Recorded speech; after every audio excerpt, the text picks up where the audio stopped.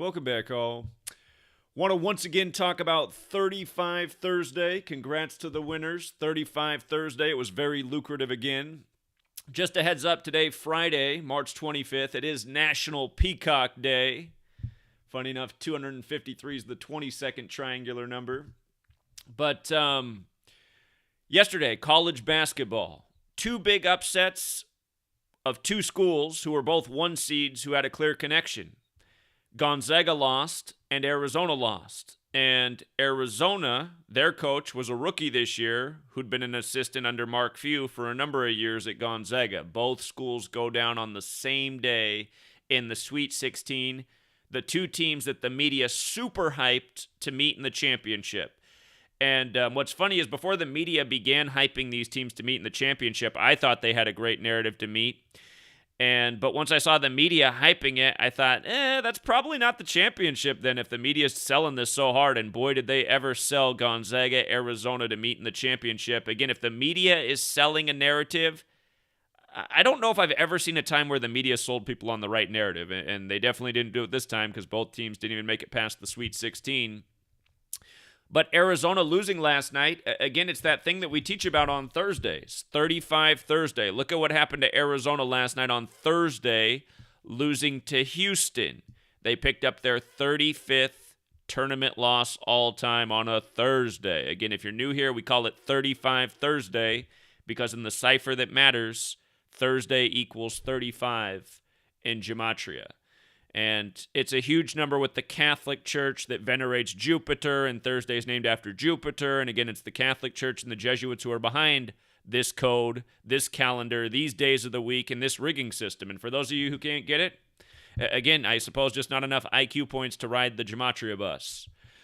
But our upset we really liked a lot last night wasn't a 35 ritual. It was Arkansas to beat Gonzaga. And that's because in Gematria, a lot lined up for Arkansas to beat Gonzaga, touted as the top team in the tournament, which didn't really seem deserved because they had a better squad last year than they have this year. They might have that tall, skinny white freshman, but he's so soft. He's not the reason to say that a team's the best in the country. I mean, take Duke's star player and compare him to Chet Holmgren. It's no contest. Duke's star player is a million times better.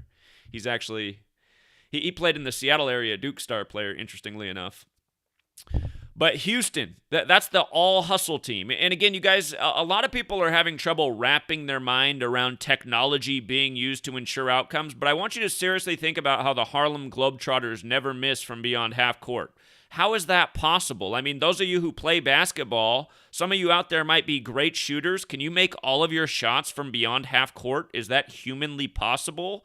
You should know the answer to that is no. And if the Harlem Globetrotters were as good as they present in their showings, they should be able to beat any NBA team. How can you ever beat a team that can't miss from beyond half court? How would you ever beat that team? You know? It's technology, you guys. The Houston team can't shoot for shit. Last night, all their shots were draining. Isn't that interesting? They couldn't miss last night. And not to mention, for those of you guys who don't think the games are rigged, again, at the college level, the coaches and the refs and the technology are ensuring the outcomes. But there's always some key players on the team that you can clearly see are in on it. Did you see Arizona's star player last night who got villainized in the days before the game because he reached out and he touched the TCU cheerleader's boob as he was walking off the court? He didn't even show up last night. He just played like garbage. And you can't tell me these guys who are top athletes, Division I schools, that they're just not going to show up the way they don't show up year in and year out in the most crucial moments. Arizona's star player looked like a bum last night. And you know who else looked like a bum last night? Michigan's big white guy, Dickinson, who's a smooth operator around the basket. He couldn't even make his lay-ins last night? Since when? When does he forget how to have touch around the basket? But you see this stuff year in and year out. There's certain guys who are in on the fix. They're going to be in the league, and they're following the script because that's how you make it to the league. You show that you're in on the script. You go along with the rigging. It's not a surprise that Villanova beat Michigan. You know, Villanova to me is one of the more interesting teams in the tournament, as I've been talking about, because they won the first ever March Madness. This confuses a lot of people. The first ever men's college basketball tournament was 1939, won by the Oregon Webfoots, who are now the Ducks. And in Gematria, Webfoots is 39. They won it in 39. It's always been rigged the same way. But March Madness started in 85 with more teams in the tournament. And, of course, that was the year the Catholic school beat the Jesuit school, Villanova over Georgetown. But Duke, Duke getting it done last night. No surprises, but the big 35 upset on 35 Thursday was Houston over Arizona, giving Arizona their 35th tournament loss. Now, there weren't any 35s in the NBA last night. And remember, 35, some weeks it's perfect, some weeks it's almost perfect, but almost every week, if you just play the 35s, you will come out ahead. So let's look at what happened last night in the NHL on 35 Thursday. Ultimately, picking up a 35 is what you want, but sometimes just staying on 35 is the riddle. And if you play all the 35s on the board week after week, you will come out ahead. So let's just look at how it was last night.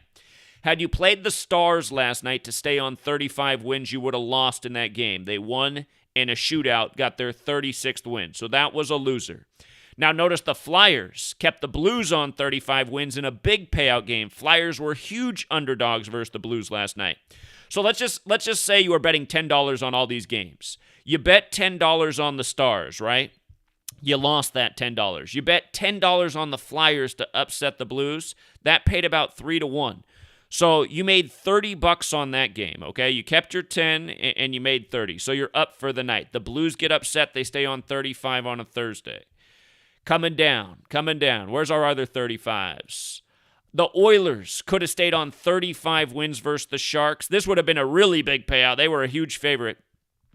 Didn't happen. Oilers won there. You wouldn't be shocked about this game because it's like, okay, that one had really long odds. The Golden Knights, who had a good value against the Predators at home, they pick up their 35th win of the season, winner. The Blackhawks, who were underdogs on the road against the Kings, they upset the Kings, keep them on 35 wins. So just here, realize in two of these games were nice payouts. One had solid value, so you came out well ahead with the 35 Thursday.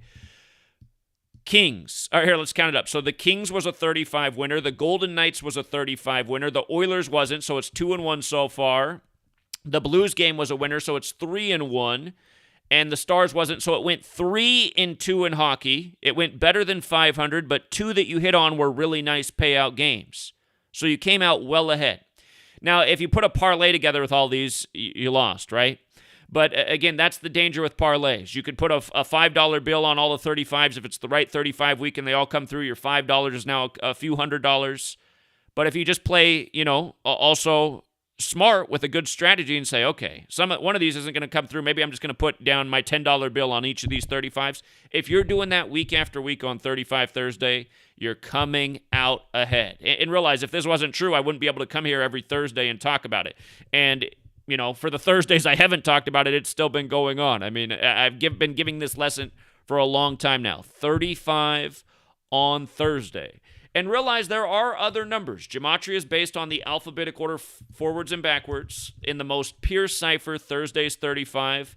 A couple weeks ago in the NBA, one of the 35s that fell short, what happened in that game was the coach, who could have got the 35th win, instead he picked up his 116th loss that night. So it was a Thursday ritual, but ultimately the number that plays the most consistently on Thursday is 35. And if betting is a game of averages and trying to come out ahead, you want to play the most consistent number. Thursday, when you run the alphabetic order in reverse, is 100. We've talked about that sometimes, but not that often. 46 also plays pretty decent on Thursday. There was 146 in the NBA last night, but it didn't have a lot of value. It was the Bucks who did pick up their 46th win. But again, the reason I call it 35 Thursday is because it's historically the best number on Thursday. Bucks got the 46th win over the Wizards. They were a big favorite. So not a lot of value in that game. But again, just the numbers of Thursday. Now, the Suns came into the game against the Nuggets 59-14. These are numbers that play all the time. And we thought the Suns would go into this game 59-14 versus the Nuggets because it was on NBA TV, and you'll see these numbers show up all the time on NBA TV games, 59-14. And the number that plays the hardest on NBA TV is 14, so we thought the Suns advancing and staying on 14 losses on NBA TV made some sense. And sure enough, that's exactly what happened. The Nuggets stayed on 43 wins, which is the 14th prime number on NBA TV. And there are some guys, again, a lot of people learn this knowledge and they like to apply their own things. There's some guys that believe in writing out the number that really applies. So like spelling out 14, how it's 41. To me, that stuff can really be hit and miss. But again, you guys, the games are rigged. You learn this knowledge. You see it's undeniably rigged. There's always new people here asking the same questions. If it's rigged, how come nobody spills the beans? Well, I don't know why you're still asking that. People have come out and spilled the beans. Professional players, referees. Again, the answer to your question is people have spilled the beans. Why aren't you paying attention? And then I know what your next question is. Well, why aren't more people spilling the beans then? And then again, it's just like, man, it's annoying talking to a society of short bus riders. How much are these athletes getting paid? And don't be the next guy to go, well, at the college level, they're not getting paid. Are you sure they're not getting paid at the college level? Are you sure they're not getting paid? Well, they're not reporting it on the news. Again, I mean, it's just low IQ people. They're easy to rule over. That's all I got to say. Realize the news is highly controlled. Did you guys see me on the scene of the mass shooting in Washington State on February 7th? Maybe you guys should go back and watch that video to see how rigged your system is. I interviewed God knows how many police officers that were standing in the parking lot while the national news was saying there was a manhunt underway when there clearly wasn't, because every officer within 50 miles was in the parking lot of Fred Meyer. Not to mention the helicopter was parked there that should have been out looking for the suspect.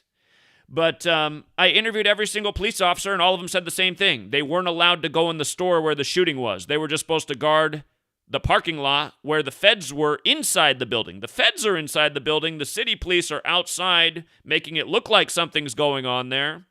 And again, I interviewed the guy who was in charge of the scene, Commander Lee, the guy who's getting quoted in the New York Times and every other news source about the shooting.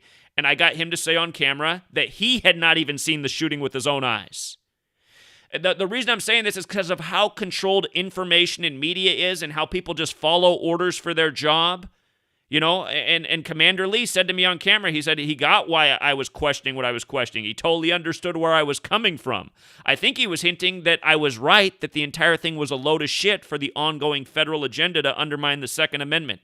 All the police have to stand in the parking lot. Nobody's allowed to go inside. What do you know? 11 hours later, the feds have arrested the shooter on a federal interstate. Amazing that nobody looked for him in the town. But anyway, the point is, you guys, we live in a highly controlled society. The information that gets through the news, it's only the information they're going to put out there. And look at how much people on the news are paid to do their little stupid job reading off the teleprompter. All these cable news anchors that their names, they all get paid several $1 million a year to go along and just read propaganda off the screen each night. And you guys can't figure out how they're in on the rigging? They're getting paid a fortune. You're out there slaving day and night, probably working more than 5 days a week. A lot of you probably working more than 40 hours, and you don't have much to show for it. These guys are making millions sitting on their ass for an hour, reading off the propaganda on the teleprompter. These guys are making millions going out and playing 2-3 hours of basketball every other night. Don't you wish that was your life? In the daytime, hit the weights a little bit, run on the treadmill, shoot some hoops, play a game every other night, get paid millions of dollars. Why aren't they coming out and spilling the beans? Well, you think they want to go work down at the Kroger and bag groceries? That job doesn't even exist anymore. A robot took it. Again, you guys, I don't know what to do about this society. It's just so obvious how rigged games are. It's so obvious when teams don't show up to play. It's not like they're just having a bad night. It's like they're not even trying to score a bucket. He's driving into the hoop like he always does where he lays it in, but tonight he's smashing it off the backboard, throwing it in at a crazy angle. It's just like he's not even trying to play tonight. This is the full job right here. But again, you guys, for all of you who come here and you're new and you think this is so dumb and this is crazy and you leave a comment like, oh, pick a championship then, it's just like, pick a champion? Do I need to pick another championship? I've been picking championships correctly in college and pro for how many years and how many sports? I know I got a resume longer than anyone that ever walked this earth before, and you guys are still coming here and saying, well, pick a championship then. Here, and I've been putting out stuff for free even in recent years. I gave you guys the Super Bowl for free, the outcome easy last year, the Tom Brady GOAT ritual. And I gave you guys the college championship for free this year on New Year's Eve. And if you're on Patreon, we had the college championship before week 2 of the season was played. Here, for all of you guys who say pick a championship, go back and watch how we pick a championship. Let me pull up the video here. Where's the video at? Hold on. It was around the time John Madden died.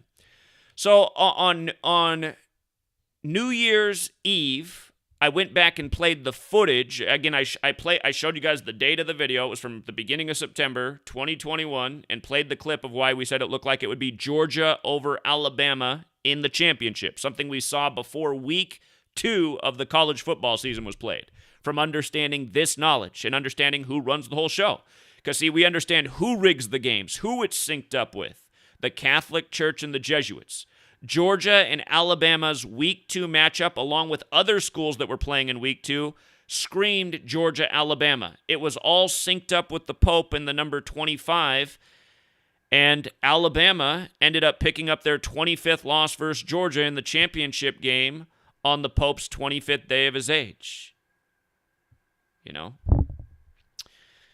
All roads lead to Rome. This country, the United States of America, see, that's why I'm not reaching the minds of adults. Like, I could teach this stuff to children and they would get it. They wouldn't come here with all the dumb, smart-ass questions that every single bot responds with. Oh, how do you rig a... I mean, and the fact that so many of you guys leave comments like, how do you rig a sports game? It's just like, wow, how dumb are you? Do you have a Netflix subscription? Maybe you should turn on your Netflix that you have and watch Ken Burns' documentary on American baseball. You know, the first major professional sport in the U.S. Right at the beginning of the documentary, they talk about how in the early days of baseball, every game was rigged and scripted to create interest in the sport so that they would be exciting, so the fans would want to watch, because it was a business. You think anything's changed since then? You got to be a moron to think it's changed. The only thing that's changed is it's become even more rigged and more obvious. That's the 1800s, you guys. The 1800s, and you guys are sitting here going, how do you rig a sports game? I mean, how do you rig a UFC match? Boxing was known to be the most rigged sport in the 1800s. You guys are asking questions that should be common knowledge in the 21st century and really long before that. There's even stories about scandals in baseball history and in sports history. And the reason they give you those stories every now and then is to make it seem like it's legitimate. Oh, that's the time the scandal happened, and we're never going to let that happen again, and we're going to make sure that player's banned for life. Those are just stories to make you think the games are legitimate. But, yeah, again, for those of you guys who are new here, I don't have anything to prove. And for the first 5 years I did this, I put out everything for free. I didn't even have a Patreon page, and people knew week after week you could come and count on my pick for Monday Night Football, whatever picks I put out. They just came through. And I got to admit, over the years, it's become harder to call games because, again, people are learning the knowledge and people are benefiting and profiting off it. But still, there's certain patterns that are just tried and true, and it doesn't seem like they're going to go away from those things. 35 Thursday just wins week after week after week. And there is an occasional week where the majority of the 35 games don't come through, but those weeks are seldom, you know? So, I mean, you can go on for 2.5, 3 straight months where 35 Thursday is a winner in that entire period of time, and then maybe it drops a week. Maybe sometimes it'll drop 2 weeks in a row, but then it's right back on track and it's winning forever. And that's why I always educate people. Play smart. Never bet more than you can afford to lose. And with this knowledge, you can do parlays and turn small bills into big bills. You don't have to risk a lot to potentially make a lot. And again, the people who've been in my community for a long time, that's the way they've been playing. Smart and efficient, turning small bills into big bills. And, yeah, I mean, it's just a joke when people come around here and say, well, call a championship. Then it's like, well, what would that prove? I've already called a gazillion championships. I need to call another championship to prove anything? That's what mental midgets are. They think because it's not in their consciousness and they haven't been paying attention to what we've done for the last 8 years that it doesn't matter to them. Oh, I want to see it done this time too. It's like, well, buddy, you know, again, it's not all about you. And if you want to ignore the knowledge, in a way, thanks. Because, again, the people who've won in this community, they all send a collective thank you to the people who keep thinking this is stupid and crazy and just what all the bots say. It's just funny how the bots all respond the same way. Do you know how crazy you sound? For all of you who come here and say that I sound crazy, realize that's what everybody said to me in 2013 when I started this work, that I sounded crazy. And then since then, I've called not only, nearly every sports championship, I've called nearly every important news story, election, the timeline of events that are going to unfold in this world, why we'd all be fucked in 2020, 19 years after 9/11, because I learned the code of the Jesuit cabal that runs the whole fucking show, and I know exactly what they're doing day after day. That's why we called Prince's death before it happened and so many others. I mean, we know so much in this community from this knowledge, and the bots are still coming around telling me I sound crazy. The only people that are really crazy are the people who denounce this work. You have to literally be crazy to denounce this work and say this isn't going on. We prove it day in and day out in all sorts of ways. And again, it's just like I said. I mean, I'm probably going to keep going to that anal condom FDA approval thing for the time being, because it really is the perfect story to summarize what's being done and the mockery and the fact that people can't see how they are literally getting raped anally by this cabal. Again, you guys, from the sports to the news, and realize I didn't learn that sports game. I wasn't looking into games being rigged by this code when I started with this research. I was looking into if they were encoding the news with this knowledge, and then sure enough, I realized, wow, they're doing the same thing in sports too. And then it dawned on me, I was like, well, that makes a lot of sense, because I've noticed, ever since 9/11, Patriot Act, Patriots, just obvious bullshit. All of it was obvious bullshit. 9/11 was obvious bullshit. You had to be a moron to not see through that. And that's the thing. That's where people need to realize where I'm coming from. I know that I live in a society of morons. I don't care how much that offends you. I know that I live in a society of morons. It's way before I learned Gematria. When I was a child growing up, I thought most people were kind of dumb, including the adults and teachers I had. I realized as a young person I was probably smarter than most of the adults who were my supposed teachers. And again, there's something severely wrong in this society with how dumb people are and how they can't see the obvious and how easily they're fooled and deceived and how gullible they are and how much they trust authority. You got to be really stupid to fall for the stuff that permeates our society. Religion, obvious bullshit. Government, obvious bullshit. Nightly news, obvious bullshit. These pro and college sports that don't make any sense, obvious bullshit. When the Fab Five lost in basketball, obvious bullshit. The whole fucking team is NBA, and who did they lose to again? A bunch of nobodies? Because Chris Webber couldn't remember, to take a timeout or not? These guys aren't coached? I mean, anyway, it's always been obvious. But again, you learn the knowledge and you say, wow, again, it should have been obvious to everybody on 9/11 that the powers that shouldn't be were numerologists. 9/11 couldn't have had any more numerology in it. Every single detail they gave you about the story was numerology. And again, this is how they do it, you guys. This is how they treat us. This is a national news story from our federal government.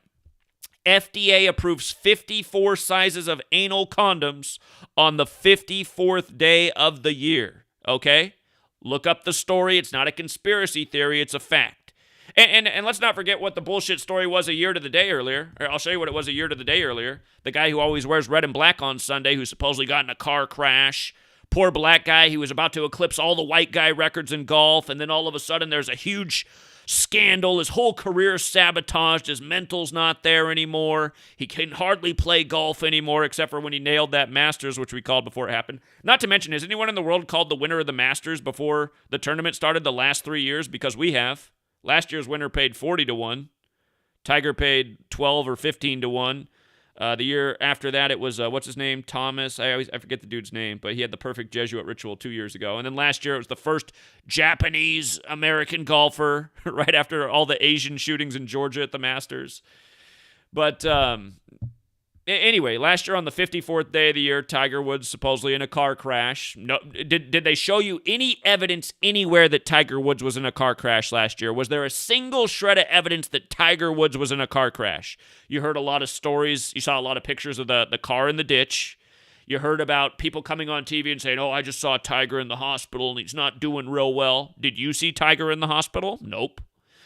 You guys are just used to watching screens and believing everything on the screen, even though there's no evidence there to support what anyone's saying. And that's where the majority of you are at. Just watching the screen and believing what you're told, even though there's zero evidence. Zero.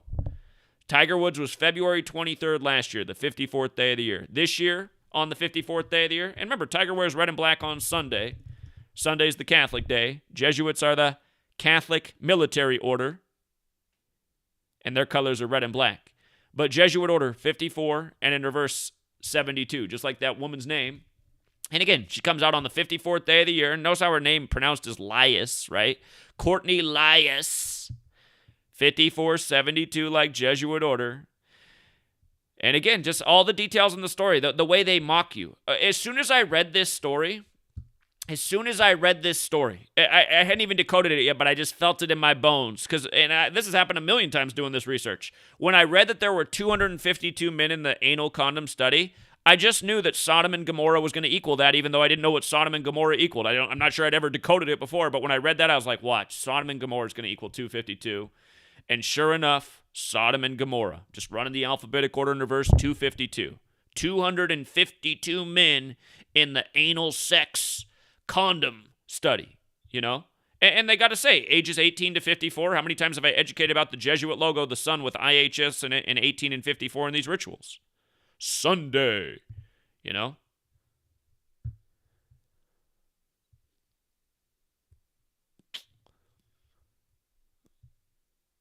So, again, I know I make the same points every day, but those of you guys who can't wrap your head around this and see that this is what's going on, again, you guys are short bus riders, and you need to know that about yourselves. And I'd say, you know, in the U.S., at least 90% of people are short bus riders, really dumb people. They might be nice, but they're really dumb. They're really dumb. They're really gullible. They seem to have zero common sense. Again, when I moved into Seattle when I was a young man, my landlord, he was 80-some years old, and you know, he realized even though I was in my early 20s, I became the only person this guy could talk to. And he said, you have the gift that almost no one has. You can see things for what they are, and you have common sense. He goes, I didn't think people like you existed anymore. I had this 80-some-year-old man coming to my door, knocking on my door, just somebody to talk to all the time once he found out that I knew what was going on. He couldn't believe it. And, you know, the benefits of, you know, in the time I was there, I had the best apartment in Seattle when I moved there. It was the luckiest thing ever. It was the lowest price rent, came with a parking spot. It was unbelievable. Nice apartment, little view of the city and the mountain. It was just unbelievable. And the rent was way less than everything else around there. And the guy kicked out a number of people. It wasn't a real big complex, but he was a kind of a strict landlord. And one of his things was absolutely no smoking of any kind in his apartments. Well, he figured out that I smoked weed and I was breaking his rule, but he never kicked me out because he liked me. And again, I mean, I'm just sharing that because there can be advantages to being aware of truth and you know, having knowledge. It might put you on a special status with somebody. They might give you some, they might really appreciate you and let you break the rules in some ways. And again, smoking weed for me has always been sanity because it's just, you know, it's something that'll, you know, just chill you out and make you a little bit less. I mean, if you're awake in this world, it can be tough. For people who are sound asleep, you know, I mean, in some ways it makes things easier because they're just dumb and asleep and they don't see the way they're being mocked and made fun of every day, and they don't see how they're being treated like they're morons and just expected to go along with it. Again, this isn't a problem for the moron because the moron is a moron who doesn't see it. They don't see it. They don't see the way they're being lied to. They don't see the injustice of it all. It doesn't bother them because they're completely oblivious. And you know, I mean, it's the same thing from the news to the sports when you're awake. And again, from the time I was a young person, I was intelligent and I was a good athlete, and that's why sports didn't make sense to me at a young age. I was just like, no way. No way. I mean, there's just no way. There's no way that decision's getting made. There's no way that player's going to make that decision. There's no way the coach is going to make that decision. I used to officiate sports. I mean, officiating at a young level, you have to do a damn good job. And man, if you make a bad call or you're indecisive, your boss is going to find out about it. You're not going to be working any good games. You're going to be lucky if he gives you any Friday night YMCA games. You look at these pro officials, they are so inconsistent. Last night, I watched the ref. He went up with the foul signal. He was going to blow the foul, and then he just tucked his arm back in because the ball dropped in. And it's just like, see, I mean, that's the kind of stuff that, like, if you're officiating high school, you get a complaint about that. And the other coaches notice because they're like, wait a minute, you were going to blow the foul there, but then you didn't do it because the ball went in. So you're determining what's a foul based on how the ball ends up. You see this all the time in pro and college. This stuff doesn't fly at the high school level, but it flies apparently in pro and college because these guys just stay on the court. It's the same refs year after year doing the inconsistent, biased jobs. It's just amazing that, and again, I mean, if you don't have experience, you don't understand it as well. As someone who plays sports, as someone who's an athlete, as someone who's intelligent, as someone who's officiated games, you know what it is. As someone who doesn't know how to play these games, who's never officiated, who's not that smart, I can see how this circus goes on and people don't get it. But, yeah, I mean, it's just annoying just from the bots getting the same questions all the time. Man, you sound so crazy. How do you rig a sport? It's just like, listen to how all the retards talk. They call people crazy because they're retarded. They think it sounds crazy because they're retarded, literally. What's intelligent and correct is crazy to them because their little mind can't fathom it, you know? And, again, there's nothing crazy about what we're showing here week after week. It's the same shit week after week. If you guys were taking my advice, you'd be up. You'd stop investing your energy in these games. And, again, you'd see clearly what's going on, you know? Sports, news, all rigged together. And sometimes the way they rig it's trickier than others. This year, the Super Bowl had more to do with what was coming than what had already happened. Again, did you realize before the Super Bowl the significance of Sean McVay's fiance being a Ukrainian woman? Starts to make more sense, right? You're like, man, we're seeing that Ukraine flag everywhere right now that has the same colors as the Rams. You know? We talked about the Alec Baldwin huge Jesuit ritual when he supposedly shot the Ukrainian woman on the set of Rust. Doesn't it make more sense now, a few months later, when it's Russia and Ukraine? And then as they're having the NATO meeting about what to do about Russia and Ukraine, the woman, Madeleine Albright, who said in 97 that we need to expand NATO into Eastern Europe and get Russia and Ukraine to be part of NATO. Isn't it interesting that she dies the day they're all convening there to have the meeting? And a clear Jesuit ritual. Again, if you guys missed these videos, I did them on GematriaEffectNews, but... Here, just this post I have up right now, I just want to show you something. Again, just understanding the world of entertainment, news. Here, let me pull up my post on Rihanna real quick. Rihanna's big in the headlines right now because she's about to have a baby. She's from Barbados, whose flag is gold and blue with a trident on it, just like the coat of arms for Ukraine is gold and blue with a trident. We'll get to how this matters. But I want to go back to this post right here, the day that Rihanna became officially a billionaire. This was announced on August 4th. Remember, Jesuits 84. That's Obama's birthday. She was 33 years old at the time. Another magical number. But from the announcement to her upcoming birthday was 201 days, right? On 8/4, the Jesuit order 201 and 84. Huge numbers with the Jesuits. This past year, Colin Powell died, supposedly from coronavirus, at 84 on the anniversary of Event 201, the coronavirus pandemic simulation, which just so happened to take place the same day the Military World Games began in Wuhan, China, and the Military World Games are credited to the Jesuit order. Again, that's why it's just so obvious who's controlling this whole show. But okay, Rihanna, she does this huge Jesuit ritual as she's announced as a billionaire, right?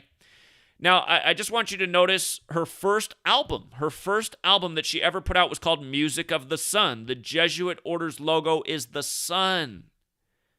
From her birthday, February 20th, to the day that album came out was 173 days later. Music of the Sun in the most simple cipher is 173. With numerology, it's 56, like Society of Jesus. If you write out Knights Templar, it's 173 in the same cipher, and 65, the reflection of 56. Remember, the cross and the Jesuit logos, the Templar cross. The Templars are the old military order of the Catholic Church. The Jesuits are the new military order. And the Templars are the original bankers of the world. After they were burned at the stake, some of them fled to Switzerland, the land known for the banks, where so many things are headquartered that now dictate what's going on in the world, from world banks to World Health Organizations to World Economic Forums to Bill Gates' Vaccine Alliance. You know, I'm getting my videos taken down left and right on YouTube, an American platform. And what have I been getting told my videos getting taken down for the last 2 years? For violating the rules of the World Health Organization. Do you know they took down my video of being live on the scene at the mass shooting in Washington State? And they said the reason they took it down was because it violated the medical misinformation policies of the World Health Organization. I was like, how is this even possible? I'm talking about a mass shooting. And they're taking me down for rules in Switzerland for health?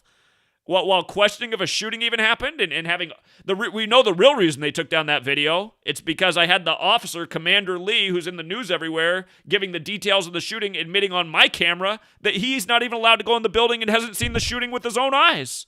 This is the same guy getting quoted in all the papers and news networks of what happened in the mass shooting. He hasn't even seen it.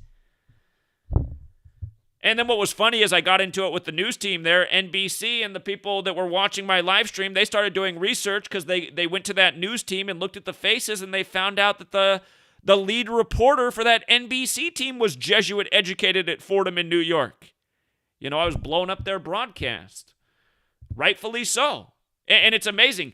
If you guys missed what I did on February 7th, the 38th day of the year, I got in front of their news camera, interrupted their news broadcast, and gave them the real news about why there was a mass shooting 201 days after the anniversary of the Kroger founder's death, and on the 38th day of the year. And I taught them about death in 38. The next day, the news breaks that a 38-year-old shot a 38-year-old. A 38-year-old shot a 38-year-old on the 38th day of the year when death's 38. And it was all synced up with Skull and Bones, which is known as the Brotherhood of Death, and it was 322 days after the last Kroger shooting when 322 is the number of Skull and Bones. But anyway, coming back to Rihanna.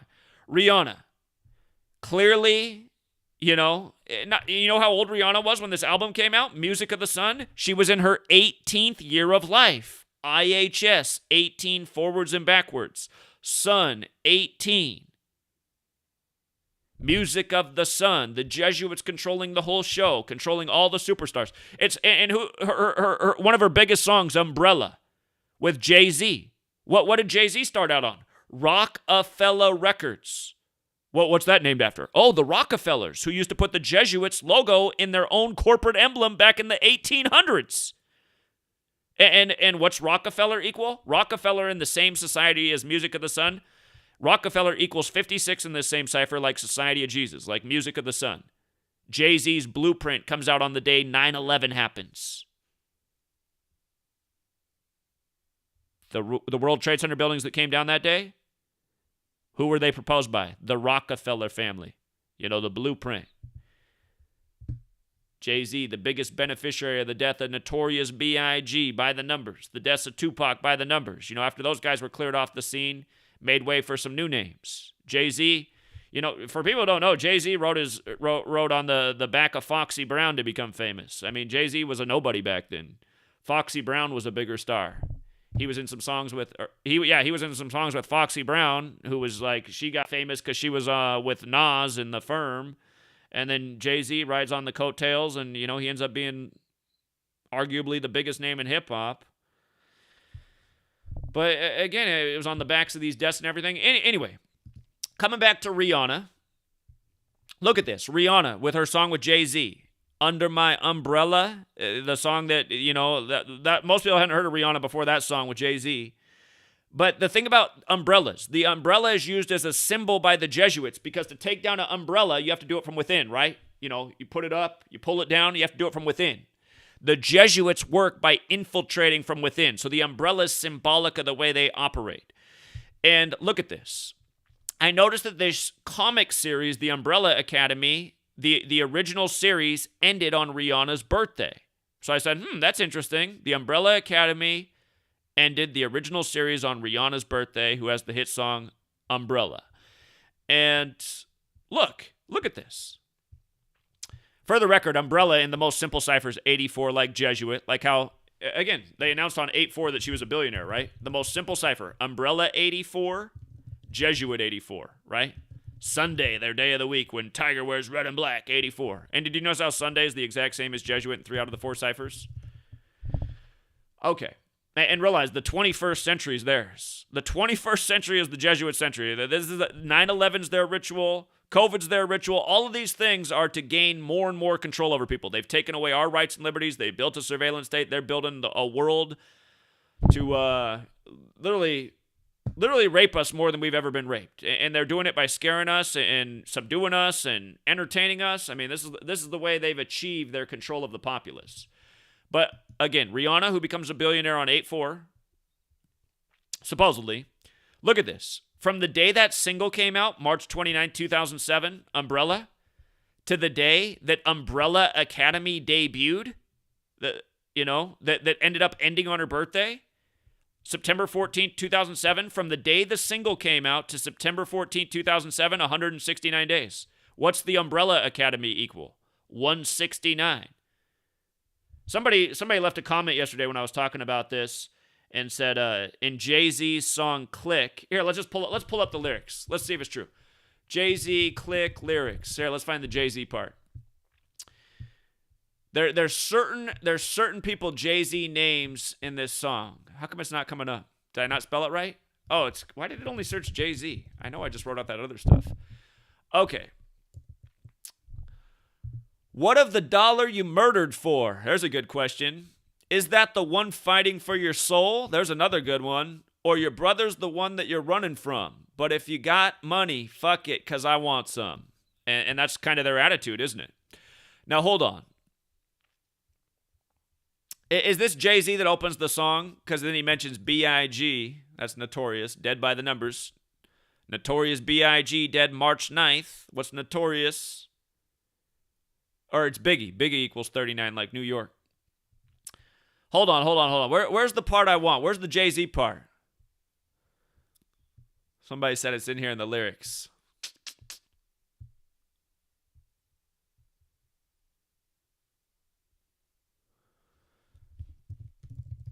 Oh, it's right here. Okay. All right, so this is JayZ talking. Yeah, I'm talking Re. That's Rihanna, okay? His Umbrella song. Yeah, I'm talking B. Who's on this song? Who's B? I'm not sure who B is right now. I have to think about it. He's talking LeBron. Of course, LeBron's the biggest Jesuit puppet there ever was. LeBron was born 201 days after the 84 NBA Finals ended. We just talked about Lorenzen Wright's murder 201 days after LeBron's birthday. News comes back in a huge ritual by the numbers. But yeah, isn't it funny that he mentions Rihanna on this song? And it's so obvious. Jesuit puppet, Rockefellers, Jesuits, Rihanna, Umbrella Academy synced up. I mean, it's all ritual, you guys. They are putting out their brand out there, and for knowing eyes, for seeing eyes, it's just like when you're in a gang, when you're a graffiti tagger, you put your sign out there. It's not meant to be understood by everyone. It's meant to be understood by you and the people that are, essentially not in your gang. Your territory's marked. These people are putting their brand on the things they do. And yeah, I mean, there's so many ways to explain it, but right now I'm explaining it through the world of entertainment and sports because this is where people's minds are. But there's so many examples like this. So many examples. So, who's in this song? Who's B? Maybe he's talking about Big Sean. Maybe that's who he's talking about. Big Sean. Kanye West. We know Kanye West is in the club. I mean, this guy's been used in a gazillion rituals like we talked about. And not to mention, Kanye's name screams Society of Jesus. Kanye's 56 and 79, just like Society of Jesus is. So he'd been used in so many rituals, old Kanye. And who was he a big advocate for? The Jesuit president, Donald Trump? It's easy to see how they're all in the club. Why is this young black rapper so into this orange white man who was a racist, landlord? Well, because he's just doing what he's told to do in the same Jesuit club. Trump's a Jesuit. Kanye West, And again, you don't have to be Jesuit educated to become a Jesuit like Trump. Jesuits are made up of a network of associates who serve their order. That's where you start to look at these entertainers that promote their brands and their lyrics, promote their message, put their little riddles in their song. And they might not even know exactly what they're saying. They're just following orders. You think JayZ chose for his album to be released on September 11th, 2001? No, that was planned. That's what happens when you're on Rockefeller Records. So, anyway. 35 Thursday, week after week, it's a winner. And is it possible to lose even with the knowledge? Of course. Big Al, to pick on Big Al today. Big Al, despite being 35 Thursday, he went for too big of a grand slam with the parlay, and he missed it last night. But again, he's playing with house money. He's way up after all these years, and he's always disappointed when he doesn't win on a 35 Thursday. But, had Big Al put in a straight bet on all the 35s yesterday, he would have come up. But, again, there's different ways to play. You win some, you lose some. But if you got the knowledge, you win a lot more often than not. And, again, 35 Thursday was a winner again. And like I've told you guys, Thursday is in my opinion, the best day of the week for gambling. 35 Thursday is what makes it that. It's just a very consistent pattern that rarely fails, that if you stay steady with it, you're going to come out ahead week after week. And like we said, yesterday in hockey, it was 3-2, but in 2 of the games that hit, it was a big upset, so it came out way ahead. And again, if you did take Houston to upset Arizona, Arizona did pick up their 35th loss in the tournament. And just to be fair, here's what can be tricky. Arizona did have a great riddle to be in the championship this year, and it was for 2 reasons. You see how Arizona's 105? University of Arizona is also 105. Had Arizona made it to the championship, it would have been on the coach's 105th day of his age. And, they didn't make it. But these are the things we understand. This is why you use the knowledge, you find the best riddles, and you cover the different spaces on the board that could hit. But, you do the math, too. It's like, okay, have I covered too many spaces? Because now even if I win, I've covered too many spaces. I'm not even going to win anything. You cover the best spaces. You cover the best narratives. Arizona had a good riddle. They're not going to do it this year, and we saw why they could be in trouble on Thursday picking up that 35th loss. We would have rather seen them scheduled on Friday, Wouldn't have had to sweat the 35th loss on a Friday, but on a Thursday you do, and that's what happened. So, again, Gematria is very simple. There's nothing crazy about it. And again, I just want you guys to understand how dumb most people are. People were calling me crazy for showing this back in 2013. Here's what told me there was something to Gematria right away. I knew 2 ciphers when I started, from Manly P. Hall's The Secret Teachings of All Ages, and I noticed right away when I wrote it out, whoops, I spelled the word wrong. English and Gematria are both 74, right? I noticed that right away. I found this in Manly P. Hall's The Secret Teachings of All Ages. He shows how to decode with the alphabetic order and the alphabetic order with the rules of numerology. I saw English, Gematria, holiday, they were 74. I saw words like London were 74. Think about it. English, London. I thought about this nation's birthday, 7-4. With the other cipher, the alphabetic order and rules of numerology, I noticed that Independence Day equals 74. And realized I had to do all this by hand when I first started. I didn't know about any calculators online. I just did everything in a notebook. I had the alphabetic order written out at the top of the page with numerology written out. I'd be, double checking to make sure I added things up right, sometimes triple checking. I was just like, this is crazy that all these things equal 74. I noticed the word Masonic is 74, The word occult is 74. I thought it was interesting the word Lucifer was 74, but so was Jesus, so was cross, so was Messiah, so was gospel, so was parables. Gospel's the story of Jesus. Jesus speaks in parables. I thought, what are the odds of all of these things equaling 74 in light of this nation being a Christian nation, an English-speaking nation, a nation that celebrates its birthday on 7-4? And see, before I knew Gematria, the number that always stood out to me was 47. So that was the other thing that stood out. And I was like, man, I've been looking at this 47 number for years. I didn't know what it was, but I just saw that they always put 47 in stories. I was like, why? What is it with the 47? Why is there always 47 in stories? Consider in Hebrew, where this code comes from, you read from right to left. So 74, like reading the Hebrew way, you read it the other way. So it's kind of like 47. But, of course, there's a lot of words that equal 47 that connect to authority. And and government and the Vatican and religion and news. Again, the base ciphers. So I started out with the alphabetic order and the rules of numerology. I mean, just look at it. Government is 47 when you run it in reverse with numerology. President is 47 when you run it forwards with numerology. White House is 47 when you run it in reverse with numerology. Republican is 47. Democrat, when you run it the other way, is 47. The letters DC, when you run the alphabetic order in reverse, are 47. And, the word news. And this is why at the end of 2016, when we looked into running the alphabetic order in reverse to see what we'd find, I just realized, this is clearly the other half of the code. DC is known as the Masonic City, named after the Mason George Washington, whose name is 74, who laid the cornerstone for DC, September 18th, 1793, a date with 47 numerology. If you guys read my last book, Number Games, I talk about Ukraine in here and all the 47s. This came out, I was done writing this July 2020, but I talk about Ukraine in 47 and Klaus Schwab and the World Economic Forum and the Jesuits. The whole Ukraine thing jumped off exactly 47 weeks after Klaus Schwab's birthday. And, of course, Ukraine's also 47. And think about the whole time of the Trump administration, they were talking about Ukraine. Trump's 47. And now they've been talking about with Biden, who was the 47th vice president, who took office with 47-year-old Obama. And in the time of Obama, it was about Russia, Crimea, which is right there next to Ukraine. Then all through Trump, it was the Ukraine scandals. Now Biden's in office, who used to be the VP with Obama, and now it's Russia, Ukraine. All of this is just a manufactured Jesuit fiasco to bring about their world plans. Agenda 21, Agenda 2030, they said they were going to drive up energy costs, reduce consumption. Well, they're doing it in a big way right now. All with their contrived narrative.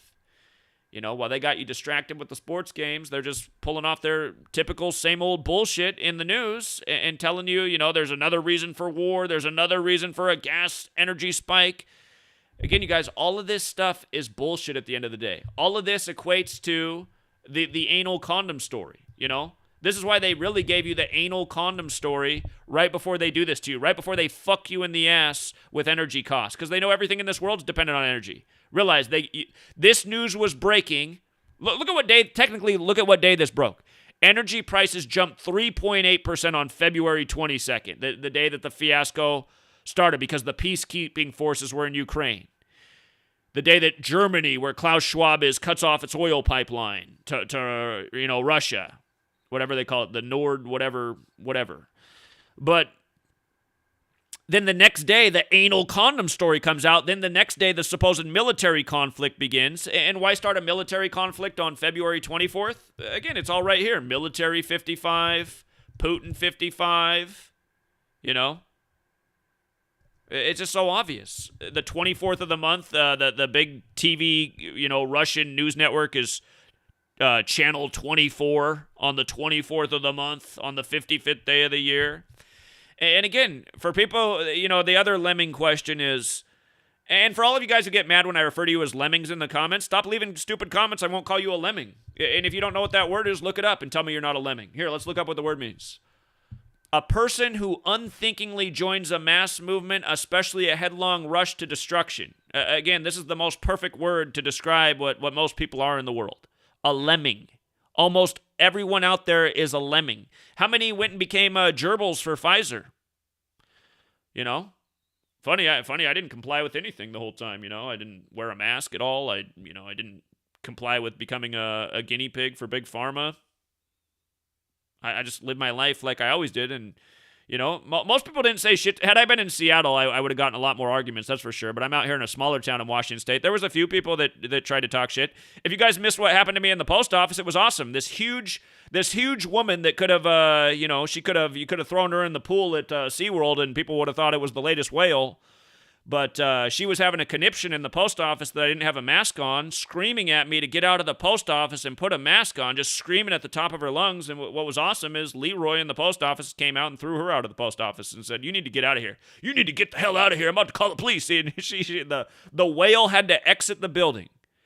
What she didn't realize is that I was in the post office every day without a mask because I was at the time I was shipping my books. It was the winter of 2020. And, that woman learned a tough lesson that day. Had I been in Seattle, they probably would have thrown me out of the post office. But again, she's a lemming. She's a lemming. She's believing the bullshit on the news. She's hysterical about all the propaganda on the news. My sister who thinks I'm crazy is a lemming. She goes along with all the agendas, been living in fear ever since 9/11. She thought she was going to blow up at any day from an Al-Qaeda terrorist attack in Portland, Oregon, like that was ever going to be the target city for Al-Qaeda. And, she went out and she's, my sister's wealthy because she married into wealth. She married into a very wealthy family. And, they've done all this stuff for her children, but she might have ruined her children's lives by making them all Pfizer guinea pigs.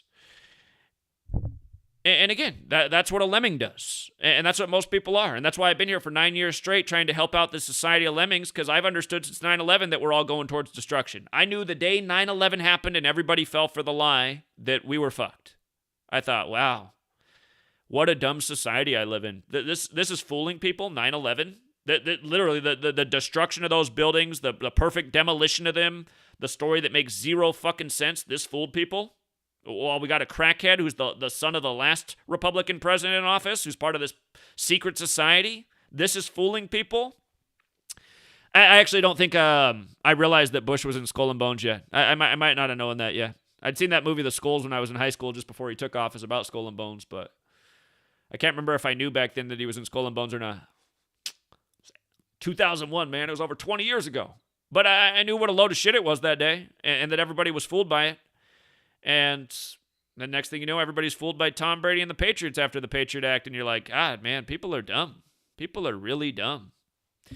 And people are dumber than they ever were, because look at the shit they're going along with now. Hey, you guys, we're going to lock down your nation because some people died in a nursing home next to Bill Gates' Microsoft, And, just a coincidence that 10 years ago, Bill Gates said, let's have a push to vaccinate the whole world. And just a coincidence that, it was in Kirkland, where Costco's headquartered out of, which is a suburb of Seattle, which is right next to where the Microsoft campus is. And then Costco right away leads the way in creating lines at the store and making sure everybody wears masks. Amazon out of Seattle takes over the whole fucking world as mom and pop have to shut down, and people still can't see what's going on. All these guys are worth way more money than they were at the start of the pandemic. America's never been poorer, And people still don't fucking get it. I mean, that's how pathetic America is. And they're still arguing the same stupid fucking thoughts, and they're calling people like me crazy. If you guys think I'm crazy, do me a favor and download my ebook for free and read it. And see how in the book I said they'll wind down the pandemic once the year of the tiger comes. Exactly what they did. All the restrictions, and it might come back. Like I said in the book, it won't end there. But I said, just watch. When the year of the tiger comes, that's when all the COVID shit will wind down. And that was a big prediction, because I said that in March of 2020. That was 2 years out. A lot of people said, no, it won't last that long. And I said, just watch. This is a big agenda. This is the New World Order push. They're training people's minds to live under the thumb of authority more and more. And like I also said, is this whole COVID training with curfews and all this, who has to shut down their stores? Is this preparation for something much bigger, like a big war? Something even more evil they got planned for us? Sure looks like that's exactly what's going on. And meanwhile, morons, are calling me crazy, the guy whose predictions have been dead on about just about everything that matters. I told you all back in 2015. My video in 2015 at the start of 2015 was called The Message 2015. If you didn't see that video, I said, here's what we should do. We should all pool our resources. We should all buy up the properties in Detroit that are abandoned, that need to be fixed up. I said we should create a big community there, people who are awake. You can buy Detroit up for pennies on the dollar right now. I said we shouldn't put in lawns. We should put in gardens. We should grow food. We should help fix up the properties. We should become a real community. And then we'll have a network there that's not too far from the Great Lakes, one of the biggest bodies of fresh water, something you need in Fallout World. And that way, if they do have some really evil shit planned for us by the time 2020 comes around, because that's the year I've been worried about forever, 19 years after 9/11 and the 19 hijackers, when they work in the cycle of the 19-year moon.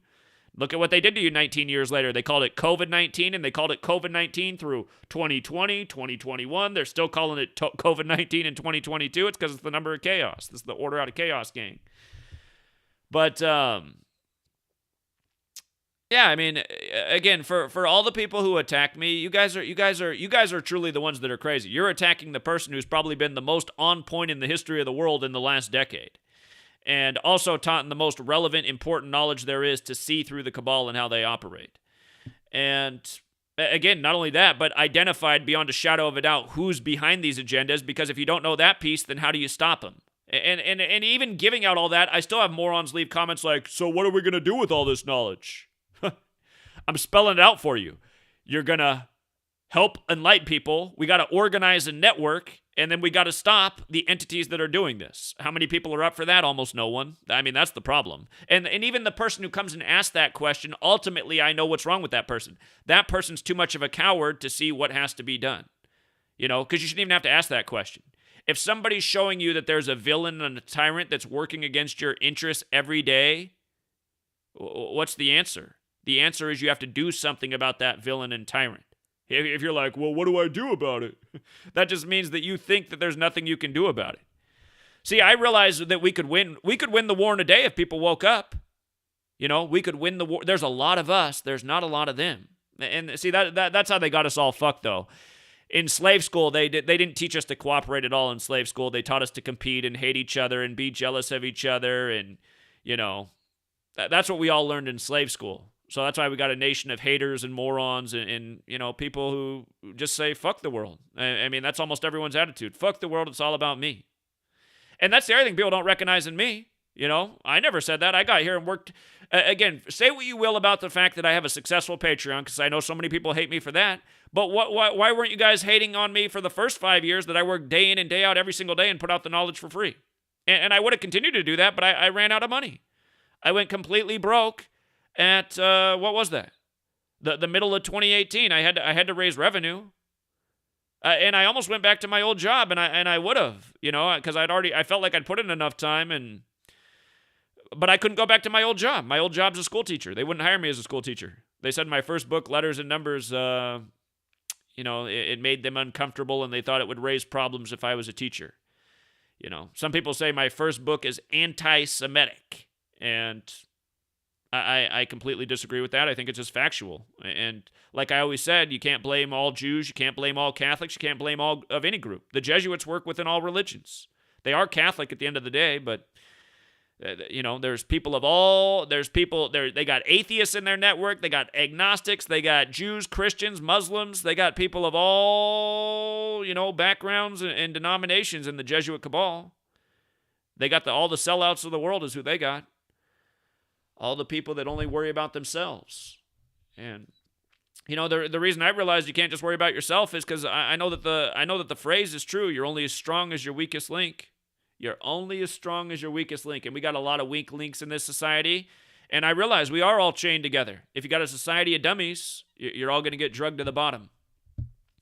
If you got a society of lemmings, a person who unthinkingly joins a mass movement, especially a headlong rush to destruction, if that's the majority, even if you're not part of that lemming crowd, you're going to get pulled in with them, There's no two ways about it. And again, if you guys don't know what the World Health Organization got together to do on the same day the military conflict broke out in Russia and Ukraine, you need to look into that. I covered it on GematriaEffectNews a couple weeks back. But the World Health Organization got together, and they started drafting new laws for all the participating nations for what's going to happen in the next pandemic. And all those things you started to hear about, those are the things that could very well manifest. And what I mean is, if you remember at the start of 2020 when the pandemic was declared, in the month or two after, there were some pretty radical things thrown out there on the nightly news. Clips they showed you, things where they said, ooh, could this happen? Politicians getting in front of the mic and the camera and saying that people who have COVID need to be round up and put in camps, quarantine camps. Again, none of that happened in the last 2 years for the most part. But these are the things they're saying for the next one, because they're saying they need to get people vaccinated a lot faster for the next pandemic, and they need to have greater precautions to stop the spread. So realize, you guys, they're building a world where they plan to vaccinate you in the next go-around, because they're saying it's a problem that people didn't get vaccinated. Not enough people got vaccinated, they're saying, and not fast enough. So they're drafting up laws right now that in the time of the next pandemic, realize it's New World Order, right? World Health Organization, participating nations coming together and figuring out how to make sure People are mass vaccinated and a lot faster in the next pandemic, and they want it so that the people in these nations have to be vaccinated. And for a lot of people, that was already the case, because if they wanted to keep their job, they had to be vaccinated. And that should show you right there. If you're somebody who went out and got vaccinated to keep your job, what is that? Maybe you wanted to get vaccinated too because you were under the mind control and the fear, so maybe you also wanted the vaccine. But let's say you weren't one of those people and you didn't want the vaccine, but you got it to keep your job. What does that tell you about your existence? What does that ultimately mean about your existence? You'll allow a for-profit company to put something in your body so you can keep your job. What does that say about your existence? If you don't have sovereignty over your own body to keep food in your mouth and a roof over your head, what does that say about your existence? It means you're a slave. And the reality is, you guys, you're looking at a slave. We're all slaves to this system. All of us are slaves. If I wasn't a slave, I wouldn't also be living under the rule of these tyrants. And that's the thing, you guys. We got to break the chains. We got to end the state of slavery. And a lot of you don't see it, but this is slavery. America's been slavery your whole life. And it's amazing you don't see it. I started to realize it when I was a kid, because I was getting tired of being in a classroom, bored as hell, learning stuff that was beneath me that I didn't need to have explained to me. I didn't need to do simple. I didn't need to be in third grade doing 50 math problems that were super easy every day. Homework, 50 more math problems that are too easy. This is boring. My hand's getting sore. If my hand's going to get sore, I want to do something that enhances where I'm at. But I did realize for most of the kids in the class it was too tough. And I don't know why that was, but school was never hard. But again, you're not free if you have to be in a classroom for almost all of your childhood, as almost all of us had to be. That's not a sign of freedom. That's a sign of slavery. You're being raised to be something. If we were free, we wouldn't get stamped with a number when we're born. And that's what happens to all of us. We get assigned a number that the government keeps track of our whole life. Why do you think they put us in slave school? That expense, that government expense, which is really mostly paid for by us, the taxpayers. Somebody will argue, well, it's the major corporations that pay the majority of those taxes. Yeah, and it's the majority of corporations who end up hiring those people and pay them a slave wage and take advantage of them as financial instruments for all their life. So it's a worthy investment to the corporations that own the nation. But again, that's what it is in America, you guys. You go to slave school. You learn how to grow up and participate in the slave system. They don't call it that, but you're expected to join the slave system by the time you graduate. Either you're getting in debt for tuition and more school, paying for more slave school that's way overpriced. And I mean, you guys, just all the signs. Let me put the anal condom thing back up here. For anyone who's been to college, I mean, you didn't feel like you were getting raped? What? Okay. How much do I charge for my book? $20, right? And that's because there's a shipping cost and a printing cost, and I just make a couple dollars on that, right? I make a modest profit. You got to write the book. You got to manufacture the book. You got to ship the book. If you charge $20 for it, you make a couple bucks. How much does a book like this cost at the college bookstore? Maybe it's a little bit bigger than this. $800? $500? $300?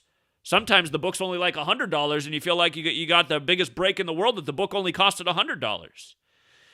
I'm not going to lie. When I was in college, and they have cops there in the bookstore. I went to Arizona State University. I used to steal my books, you guys. I'm going to be honest. I didn't feel bad about stealing them either. I didn't feel bad at all about stealing them. I was a little bit nervous with the cops in there. I didn't want to get caught. But I bought some of them, but I stole most of my books in college. And it's just because I'm like, if they're going to fuck me like this, I'm going to fuck them right back. I'm already paying enough in tuition.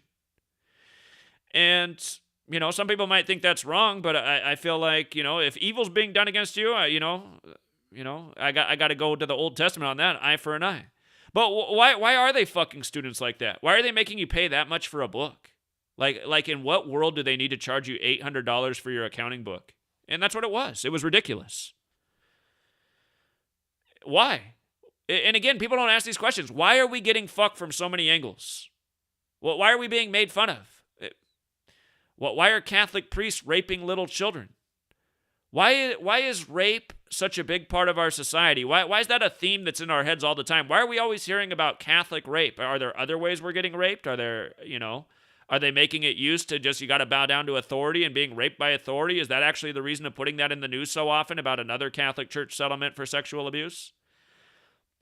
Again, one of the oldest posters I had when I started, he'd leave these big long posts, and it was all about how everything in our society comes back to sodomy, and a lot of it was new information to me, but he made the point about how, they got the world eating hot dogs, which are shaped like dicks, which aren't good for them, which are essentially ground up cow dicks and cow balls with some other filler in there, and he's making the point about how the original... The shape of the U.S. dollar bill, the reason they're all the same size is because they're the perfect size to wrap around the original cut of a standard hot dog. A U.S. bill wraps around a hot dog perfectly, and it's all part of one connected system. I mean, I'm open to people saying that that's bullshit, but again, I look at everything and I think that guy's probably right. And it is a society of people eating hot dogs. I can't tell you how often I look at somebody's grocery cart and it's all full of hot dogs and hamburgers and Pop-Tarts and soda and, all sorts of stuff from the junk food aisle, chips. I'm just always amazed when I'm at the grocery store, the things Americans are eating. But I realize this is also why they're in the state of retardation. I mean, they're if you understand, if you don't take care of your car and all you put in there is cheap shit, your car runs like shit and it dies early, There's people who take way better care of their cars than they do themselves. I don't know why people don't look at the human body like this. I guess it's because in slave school they don't really teach us anything about nutrition. They give us a bunch of propaganda that's not true. But again, I just realized the brain dead masses, they're just like the people I see in the grocery store. They're probably fat and overweight. They probably ate some hot dogs and hamburgers tonight and some hamburger buns and hot dog buns and put some ketchup on it, and that was their vegetable for the day. And I mean, it's a gross society that they've built, you guys, and people are mostly gross for the most part. Again, I know certain cities are a lot healthier than others, but man, the Pacific Northwest well, it's not even true here. I mean, I'm in the sunny part of the state, but almost everyone's obese here. But yeah, you guys, I mean, it's a society of people believing in shit, eating shit, falling for shit, being made fun of by stories like this. We've been trained to destroy ourselves. I realized this when I was 18 years old. I'm 38 now. This is 20 years ago, but it was clear as day to me when I was 18. People are not into things that are good for them, whether that's food or knowledge. They hate both. They hate nutritious food. Again, I can't tell you how much I got called a fag for the way I ate because I like to eat vegetables and salads. That even my brother-in-law, who's a doctor, he even called me a fag for the way I ate. He used to always call it the fag diet, too. Everybody was calling me a fag when it came time to eat. And back then when I was growing up, I mean, that was normal for people to throw around that word. And essentially, if you were a guy and got called a fag, it meant you were a girl, right? So we consider eating healthy food as girly. It's the fag diet if you care about your nutrition. Man, just eat a burger, man. Eat a burger like the rest of us. I'll tell you when burgers got gross to me. I was a kid, my parents, we mostly ate at home. Ramen noodles and Ritz crackers is what I was raised on. Plain spaghetti noodles. We were poor. But occasionally we'd go out. I thought, McDonald's was a fancy thing. We'd go out for a McDonald's probably once a month. But there was one day they took me out to McDonald's and the hamburger, it was just gray. There wasn't anything brown about it. It looked different than any McDonald's burger we'd had before, and it just grossed me out so much, and I didn't eat hamburgers anymore. And then when I got a little bit older, I started reading about food and nutrition. And I didn't know anything about food. I was just like everybody else. I didn't realize like the medicinal benefits of plants, and it was just all new information to me. And it felt sad at the time. I was probably like 17 or 18 years old when I started reading about it. And I just thought, how come they didn't teach us any of this? You mean to tell me the military did all the... We read these books. Diet for a New America. That's a book I read back then, written by the son of the Baskin-Robbins founder. He has all these military studies in there of food and nutrition. The U.S. military did so much... During the time of the World Wars, the military did so much research on food and nutrition, and they found out all sorts of stuff. And they didn't teach us about any of it in slave school. How is it possible that they didn't? See, that's just why you guys are like, oh, they'd be telling us about the sports. They're not telling you anything, moron. They're not telling you anything about anything you need to know in this world, moron. God, that's why your cart's full of junk food and you eat for shit. You don't even realize what you're doing to yourself because you've been raised in a state of ignorance. This is what's so annoying about people. They really think the government and the news has their best interests. They think Pfizer has their best interests. They think Dick Vitale. By the way, Dick Vitale's Seton Hall went down 83 days from his 83rd birthday in the 83rd tournament. Better look out, old Dickie. But, and again, they were one of the teams we expected to lose after the old bus crash ritual they did there in Texas. Again, the Christian school crashes in Texas. Next thing you know, TCU's beating Dick Vitale's school. Just like 9 dead, 9 seed TCU wins, 9 seed Memphis wins, and New Mexico State upsets. It was a New Mexico Christian school. All things we thought were going to happen. But yeah, again, just to get back on point, I mean, it's just why it's so annoying just talking to the morons. It's like, I'm here to help people. The reason I've done this for all these years is try to wake up the people. I understand people are dumb and asleep and lemmings. I understand that people are lemmings. And if I don't wake them up, it's my own demise. So I feel like it's my duty as an awake person who sees what's going on to put out knowledge and try to help people. And I realize I have helped out a lot of people, but most people are just too dumb. And again, that's why sometimes I rant and I say I'm not sure that the Illuminati's wrong for what they want to do. I'm not sure that the Georgia Guidestones are wrong. The Georgia Guidestones say to kill 13 out of 14 people. They've been there since March 22nd, 1980. Honestly, it sounds evil to kill 13 out of 14 people, but I'm not sure it's wrong. I mean, if you have a society of people that are just dumb and stupid and essentially worthless, and all they're doing is taking shits and eating up the earth and polluting the earth and essentially doing nothing that's positive for anything, going to the grocery store, week after week and filling up with ding-dongs and Twinkies and Pop-Tarts and just eating more shit and just being dumb and retarded and, I mean... It's just like, is there even a purpose to these people? What are they going to grow up and be a Social Security burden? So I got to pay all this extra money in Social Security so they can go live in the hospital for the last 5 years of their life because they ate ding-dongs and Twinkies and didn't care. That, they said I was a fag because I ate a salad. Okay, the guy who was a fag because he cared about his health and didn't want to be a burden on anyone else and didn't want to go out dying from disease and illness like everyone else does. Now I got to pay for Twinkie Ding Dong dude who all he ever did was left a post in my YouTube comments about how I was a crazy person because there's no way they could ring sports. He's like posting, "It is crazy," with a Twinkie in his mouth. This guy's a crazy conspiracy theorist. Honey, can you bring me some more Pop-Tarts and Coca-Cola? I'm out of Twinkies in here. His 500-pound wife comes in just ready to have a heart attack. Which one's going to die first? Where's the death pool I can bet on? I mean, it's just sad, you guys. When I grew up, there was fat kids, but they were rare. My original elementary school probably had about 500 kids in it. The kid who was fat when he grew up, he was one of those kids who, when he grew up, though, he wasn't fat. He became strong and muscular. We've seen that kid before. And you know what? Even though he was fat, he was an athlete. His name was Sean. His dad was a hothead. Now that I think about it, man, that's funny. I remember when his dad and my dad actually got into it because we played on the same Little League team and we were the pitchers.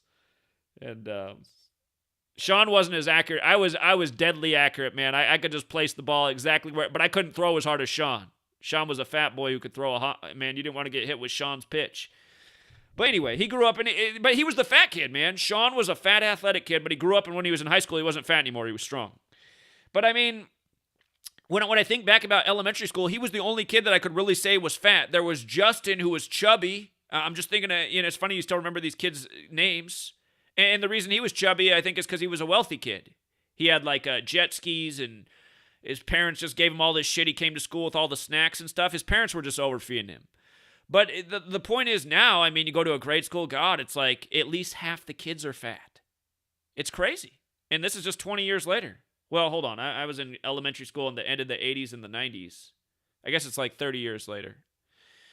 But, yeah, you see the path that humanity's on. And it's been obvious it's been on a bad path. And it just gets worse and worse. And it's sad to think that people are becoming dumber and dumber when there's more and more clues about why they need to wise up. But you see, man, for the Lemming, they're just too hard-headed. They think they know it all. They went to slave school. They're proud of their accomplishments in slave school, jumping through the hoops. They're proud that they watch TV and they get information from TV. They don't think they need to eat well or read books because no one told them so and no one in their family did it, and that message isn't really out there anywhere.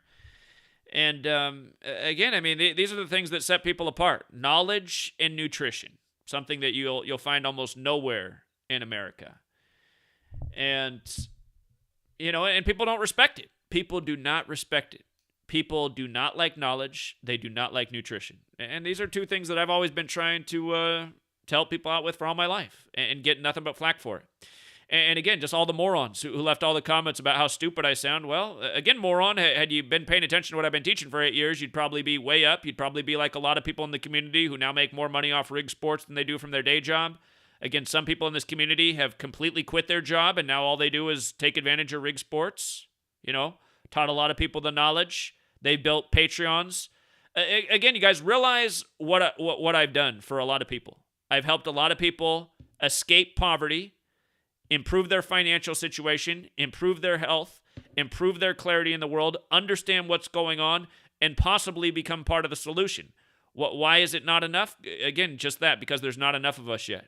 That's why I work so hard day in and day out, putting out the same things. And I know a lot of you guys, you don't realize that I work day in and day out because you refuse to subscribe to the channels or stay up with all the censorship. Some people think I haven't posted anything for 2 or 3 months because I haven't posted on a channel that's been suspended for 2 or 3 months.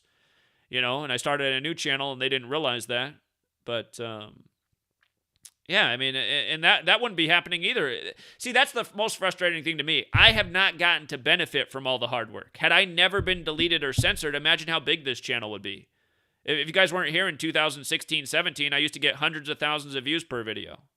Due to the new algorithms and censorship and all the deletion, I'm lucky if I get 10,000 views in a video, which is very frustrating. In 2017, every video got 10,000 views within 30. If it didn't have 10,000 views within 30 minutes, something was wrong.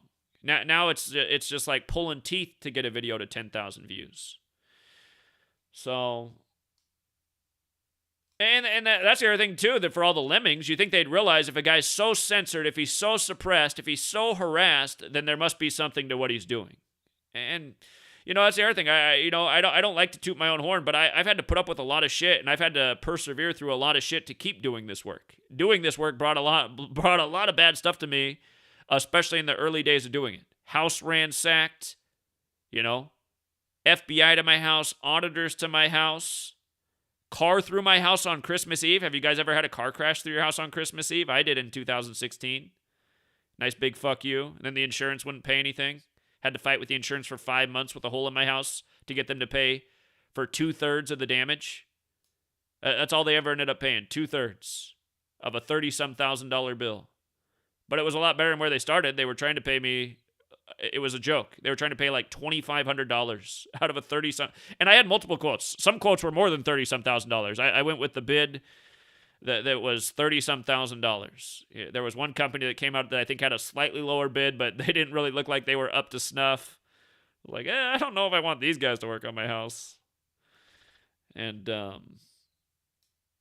again, if you're ever a homeowner, just realize there's a lot of frauds that work in the home industry, and it's because homes are big bills, and there's a lot of scammers out there that realize they can make a lot of money real quick and do a shady job or not even do the job at all, or yeah, if you're not a homeowner, beware. There's a lot of fraudsters that work in the real estate industry. But and that's the thing too. That's our society, man. That's our society. That's what makes me sick about our society. Just so many shitty people, so many bad people, so many people that steal from other people. See, I don't have a problem stealing from things that I think are stealing from me. I'm just gonna be honest. Like I told you, I stole the books from my college bookstore because I felt like they were stealing from me. I didn't want to pay hundreds of dollars for textbooks. I thought it was bullshit. And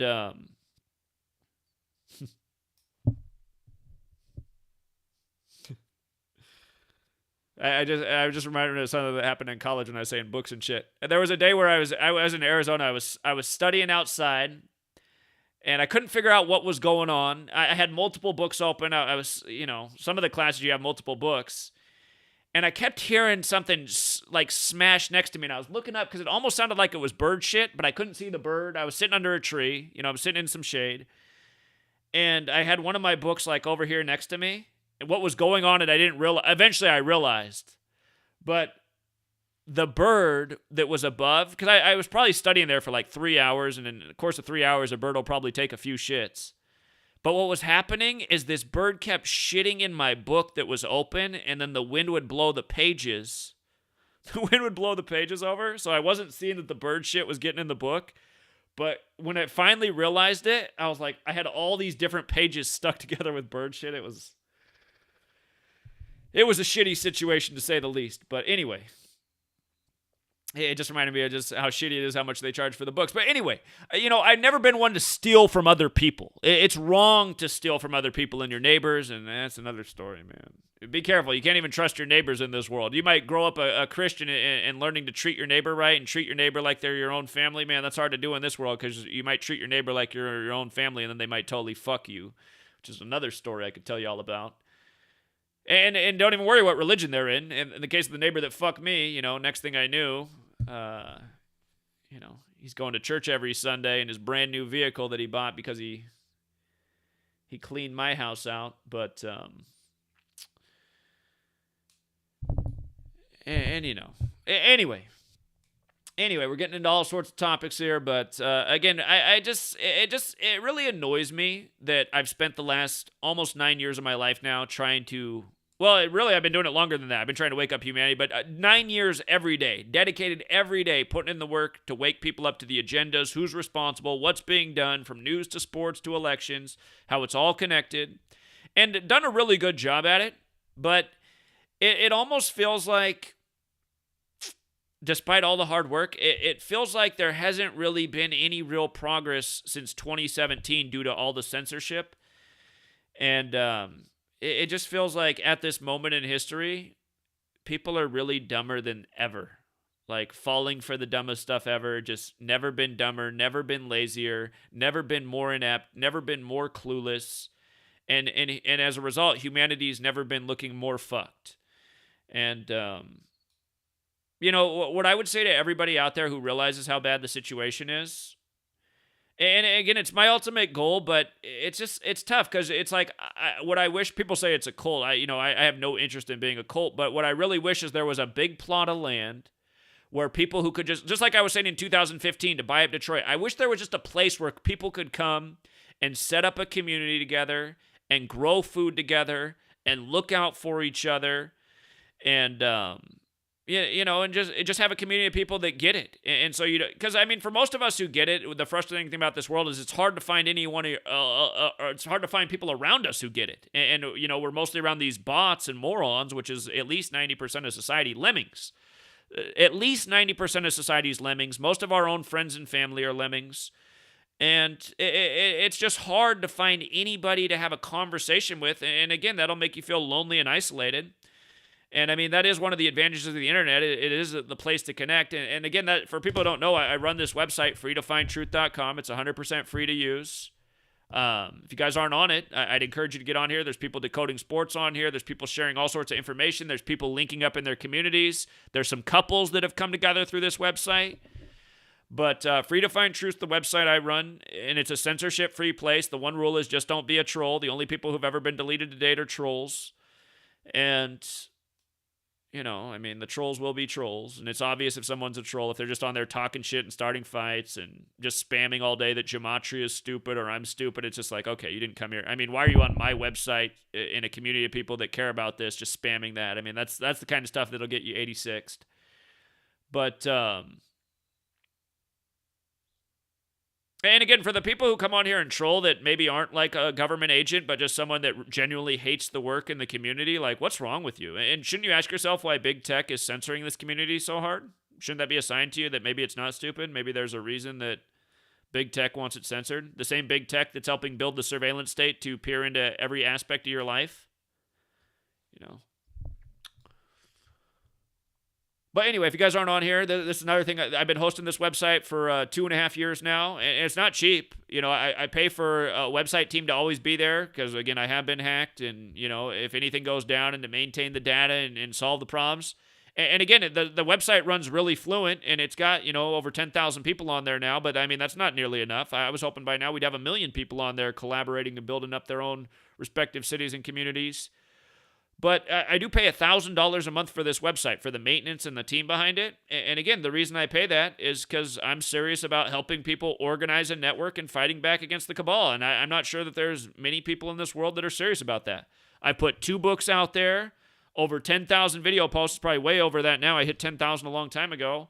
Host a website, and people are still coming to me and talking shit. And it's just like, show me who else in the world is working as hard as I am on behalf of humanity to try and stop evil that's working against all of us. And that's the thing. These people, they don't see it. They don't see that we're ruled over by evil. They don't see that they're taking place in evil. They don't understand how going to these games, literally, if you're someone who buys tickets to these games, college and pro, you are participating in funding evil. Again, these leagues, human ritual sacrifice, again and again, rigged outcomes, overpriced tickets, all of these things are evil. I always got my former college calling up asking me to make donations. Man, the way they hound you as alumni. And I saw them. I say, I think you got enough from me from the tuition. And I say, I think you got enough from me on the books too, but they didn't really get anything from me on the books. They tried to get too much from me on the books. But yeah, I don't want to donate to my college. They got enough from the tuition. What more do I need to give them? I make their school look good by going out and being successful in the world as I have been since I graduated from there. But yeah, I realize these schools are evil, and maybe the nice, sweet lady who's got the nice voice calling up for the donation from alumni, maybe she doesn't realize that the school's evil. Again, that's the thing. People are oblivious. See no evil, speak no evil. They don't see what's going on. Could tell you about Herm Edwards, who's now the coach at ASU, the big 201 ritual he had this year, and a big win. But they got, the Jesuits infiltrated the whole education system. Don't forget the word school equals Jesuit order. We're all under their Jesuit umbrella. We're listening to their songs. We're watching their movies, their TV shows, their big sports games.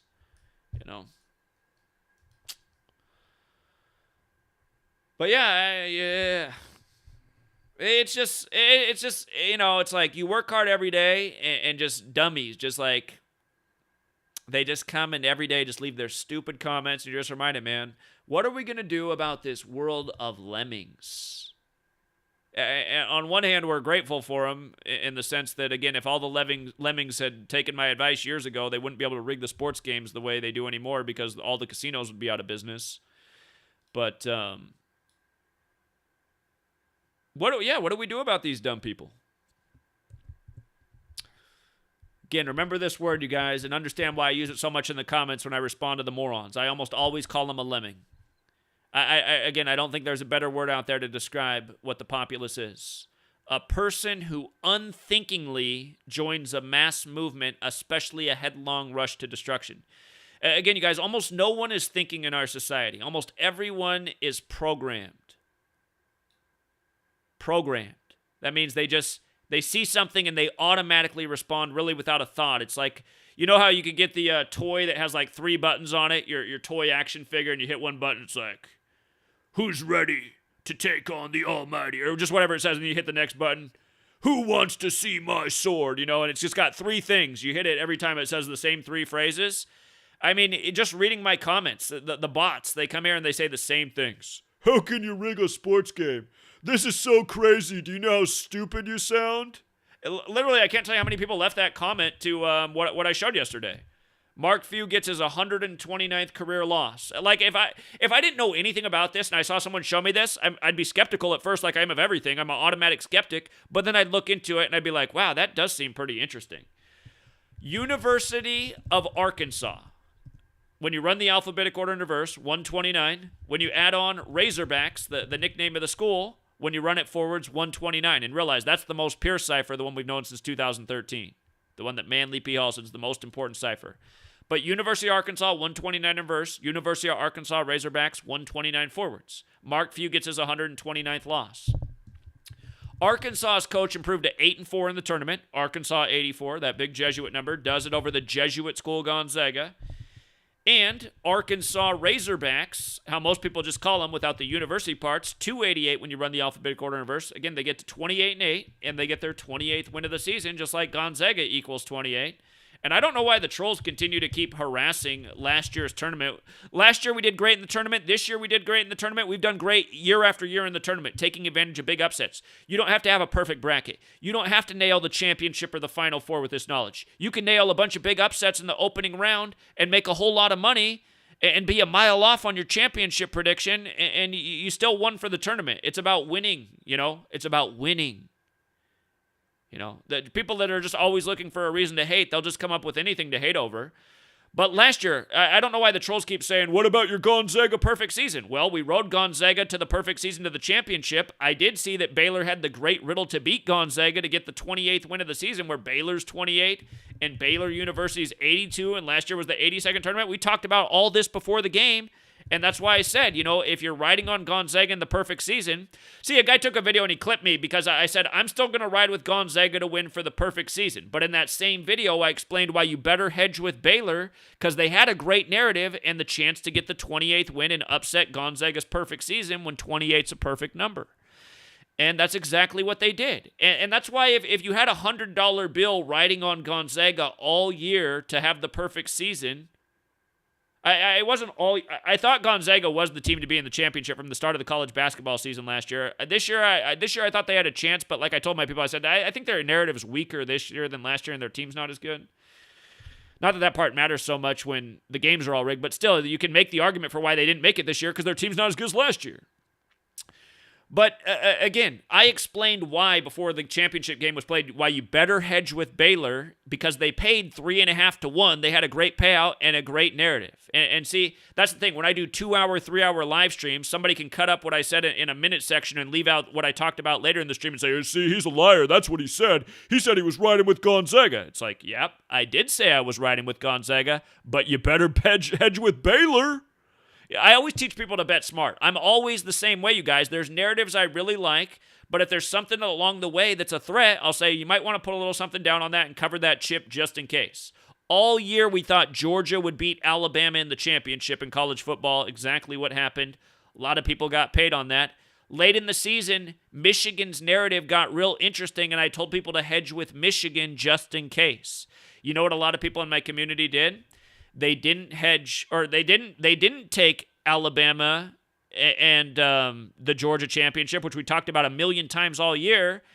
I shouldn't say a lot of people in my community. I should say some people in my community.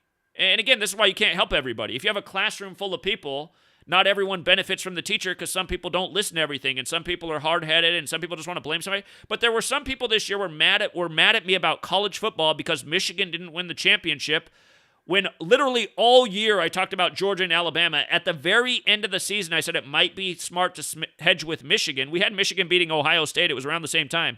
It was after the Oxford, Michigan school shooting happened, because we know how school shootings, news stories, and sports can coincide. Didn't Michigan beat Ohio State with 42 while wearing the 42 patch for the supposed victim at the Oxford shooting? I'll have to go back and look at that. But anyway, some guys only bet on Michigan because Michigan was a huge payout. And then they were mad when Michigan didn't win. They said, what happened to Michigan? And I was like, okay, when I talked about Michigan, I said, if you're on Georgia, Alabama, which is still the top narrative, you might want to hedge with Michigan. These guys aren't hearing clearly. They're not listening to what I said all season. They're not betting on Georgia, Alabama, like I said all year a million times before week 2 was even played. And then they saw Michigan and their eyes got big because it was a big payout. And then they bet more than they should have on that. Didn't take the advice that I gave all year. And then they're mad at me because Michigan doesn't win the championship. When really they should be ahead too, because Michigan was a nice payout. Not to mention we hit on big upsets all year during college football. Like we do year after year because the games are rigged. But again, you guys, I just have to understand as someone who teaches. There's people who get frustrated in this community because that's the way humanity is. See, and I understand the way humanity is. That's why I've been well-oiled and been able to do this for 9 years. I know the way people are. You can do 100 nice things for a person. You do one thing that pisses them off, they might say, fuck you over that. They don't even care about the 100 nice things you did for them. All they care about is the one thing that pissed them off. The one thing that they thought was mean or wrong or that went against the way they think. That's all that matters. That's the way so many people are. Not all people, but the way so many people are. You ever seen when people's bumper sticker says, "People suck"? That's a bumper sticker I highly identify with because most people really do fucking suck. They're dumb. They're lazy. They're inept. They think the truth is crazy. You know? All they eat are Pop-Tarts and junk food. These are all qualities of people who suck, and these are qualities of a lot of people in this country. And, yeah, and I just realized, you know, like, I hear a lot of praise from people who are grateful in the community who've made a lot. But, man, there's certain nights, like if I have a bad night, I hear more on those nights than I do. We could be on a 3-week tear, and there's a lot of people who are very happy and tipping. But then I have one bad night, and man, now I'm hearing the most I've heard in the last 3 weeks because it's the bad night. And it's just like, and it just makes me think like, and that's why I don't do sports as much as I used to. Because the truth is, the majority of my community, they're not here for the gambling. They're here for the knowledge, and those are the people who support the work. And I do want to help out the people who do gamble and try to get ahead. And I've taught them enough, and most of them can do it on their own now because they've listened for years, and they have the knowledge, and they know how to do it.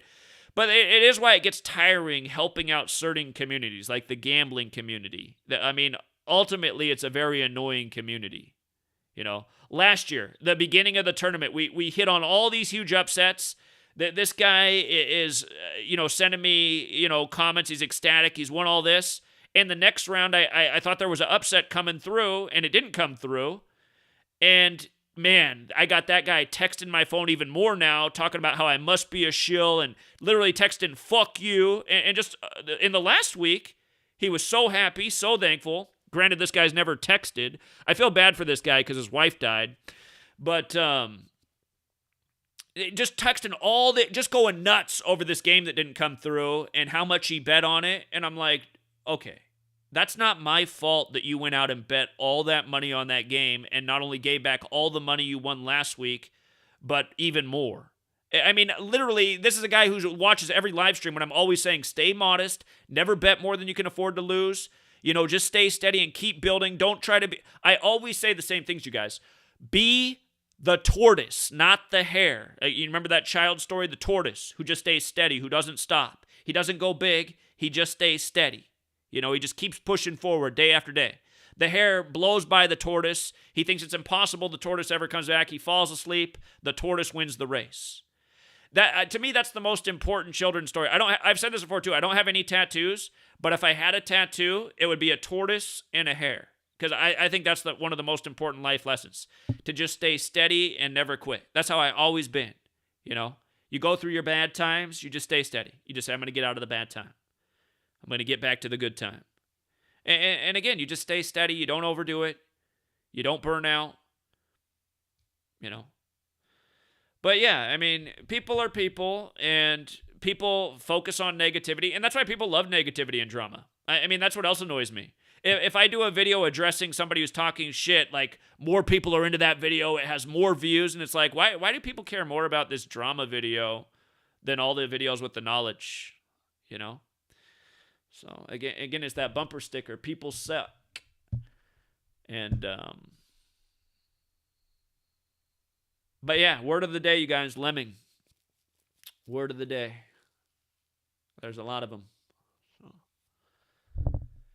Anyhow, congrats to the winners. 35 Thursday prevails again. That's where we started out with. Then we just got into talking about other things. But yeah, I mean, and again, the reason I put all this out there is because if you end up going on a path that I'm on, you're gonna end up living the same life experience. You're gonna realize how much people suck, how negative people are, how much they hate the truth, how much they hate anything that's good for them. You're gonna realize all this, and you're gonna say, is it even worth helping people? And I'm gonna tell you why the answer is yes. You got to continue to help people, because if you don't, it's going to hurt you ultimately. And it might already be too late. But again, like I said, if it's already too late and we're already too fucked, at least go out like a champ. Don't go out like a punk. A punk. By the way, you see that here, you guys want to see, just speaking of the world of entertainment, you see Young Thug, what a nice name, right? I want to be Young Thug. But you see what happened to his girlfriend? You see what happened to her on Friday? Said she got in a dispute over a bowling ball. I'm sure that's what happened. Young Thug put out his album Punk, and then 154 days later, his girlfriend died. And Ritual Sacrifices 154. And again, the base ciphers. I just want you to see how it is. You see how Punk has that gematria 46 and 62? Look at Sacrifice. Remember, Genesis 46 begins with a sacrifice. But Sacrifice 46 and 62. And the story was it was a fight over a bowling ball, which is also 46 and 62.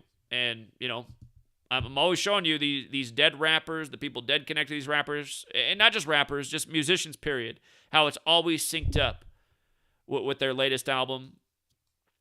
So often when they die, it's synced up with their very first album or their big album. But you think that's what happened to his girlfriend? You think it was just a random fight started over a bowling ball? And again, why do you know these details? Because this is what they put out in the news. What if you're going, well, but the mom came out and also confirmed the story? Well, did you talk to the mom yourself? How do you know the mom's not just regurgitating what the police on the scene told her? So now the mom's going on the news and saying, oh, apparently she got in a fight over a bowling ball. That's what the officer told me. Well, do officers tell the truth? I mean, most people who know officers are some of the biggest liars there ever was. Why do you think they had the song Police, the song by the band The Police? The band The Police did the song Murder by Numbers. About how killing's as simple as ABC 1, 2, 3. Well, why do you think this stuff lines up like this, just again and again, week after week, So, there's more that can be said about it, but again, the whole world of entertainment, endless examples of the ritual sacrifice code, coding out the stories,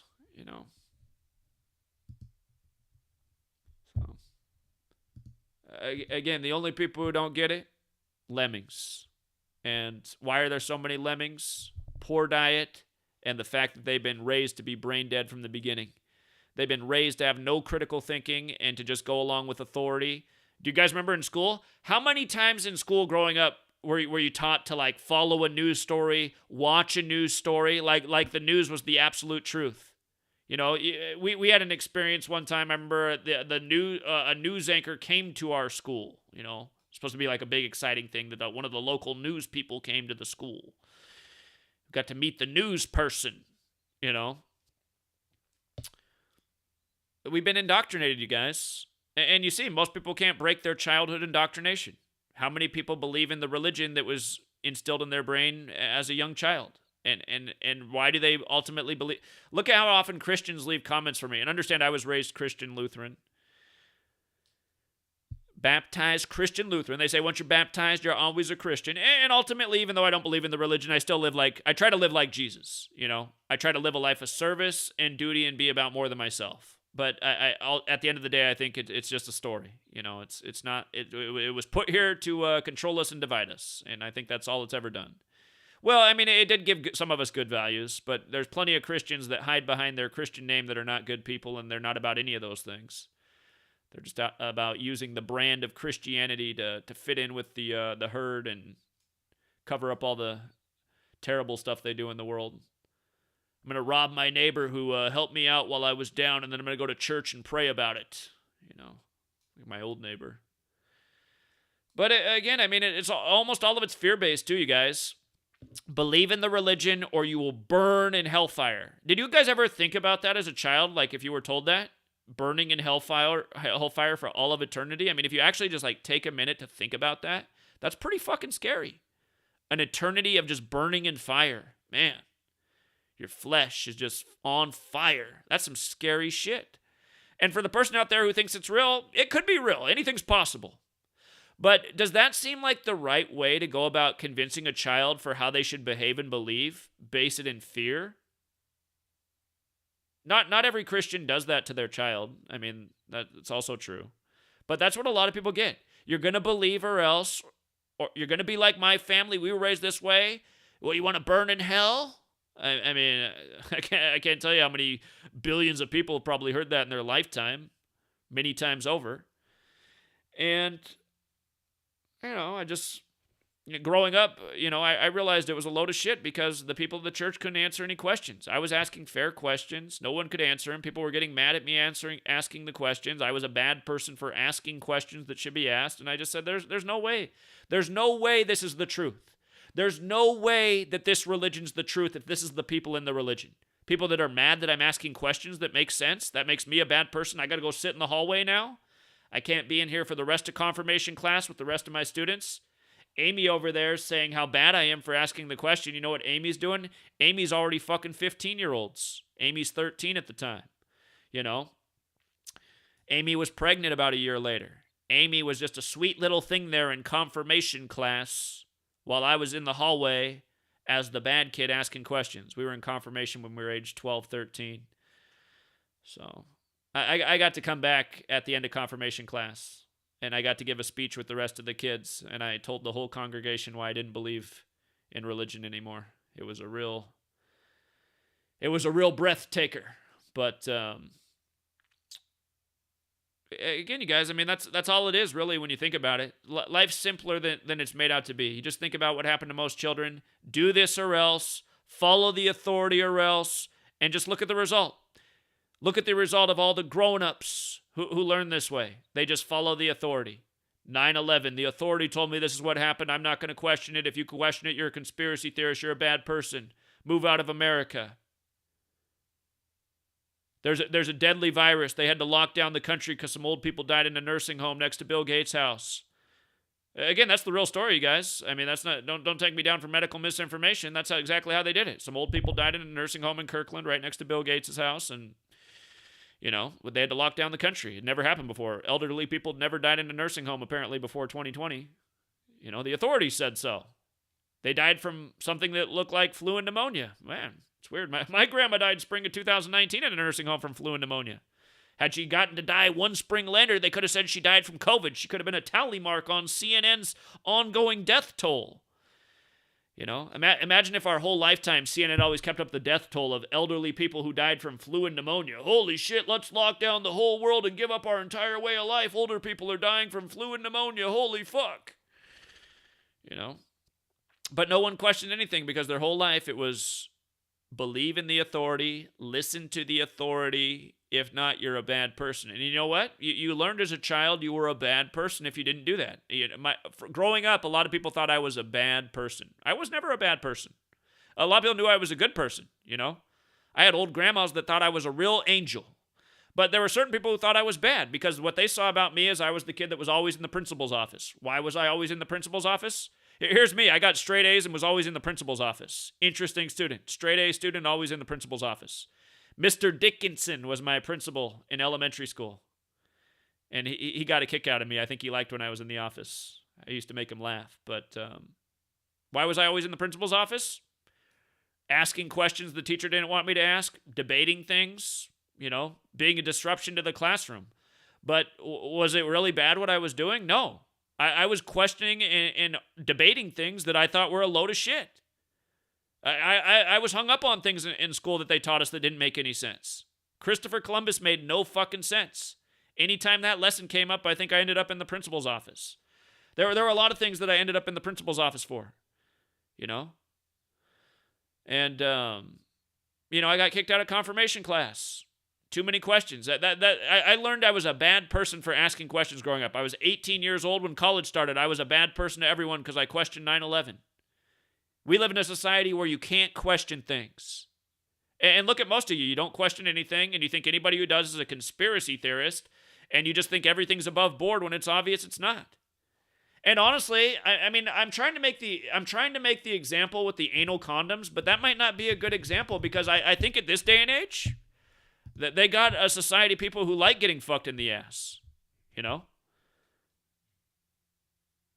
They think it's a conspiracy theory that I'm pointing out that George Floyd dies on his 225th day of his age, and the next day the Catholic Church of Minnesota settles for $22.5 million for sexual abuse of children. Look it up. That's exactly how it was. George Floyd news, May 26th. Catholic Church settlement, May 27th. And then days later, we get the story about Waynell Sexton, George Floyd's teacher. It's a weird name, huh? It's like the old Simpsons episodes. In the early days of The Simpsons, Bart would always call up the tavern and ask for a name that was there, like Jack Me Off. And again, I mean, Wayne Sexton, anal sex. The news breaks right after the anal sex settlement, a day after the George Floyd killing. Again, George Floyd on his 225th day of his age, $22.5 million settlement. Then Derek Chauvin gets 22.5 years in prison. That happened way later. It's like a year later, whatever it was. But again, if you watch my videos at that time back in June 2020, I was trying to figure out what it was about 225. And I saw how the numbers 225 and 93 came together, and how that came together in the Great Tribulation in the Holy Trinity of the Catholic Church, how the encoding was there. And it was a theory. Well, Amazon just recently put up a movie on their platform about essentially the end of America, how it goes down. Fire from the sky, racial chaos, the power's out, panic. And again, 225's coded all over the movie. So is the number 93, just like they encoded all over the George Floyd story, which had everything to do with race, and race riots broke out. Hold on, what's the name of this movie? I just covered it the other day. I can't even think what it is. There's so many things to keep straight. Hold on.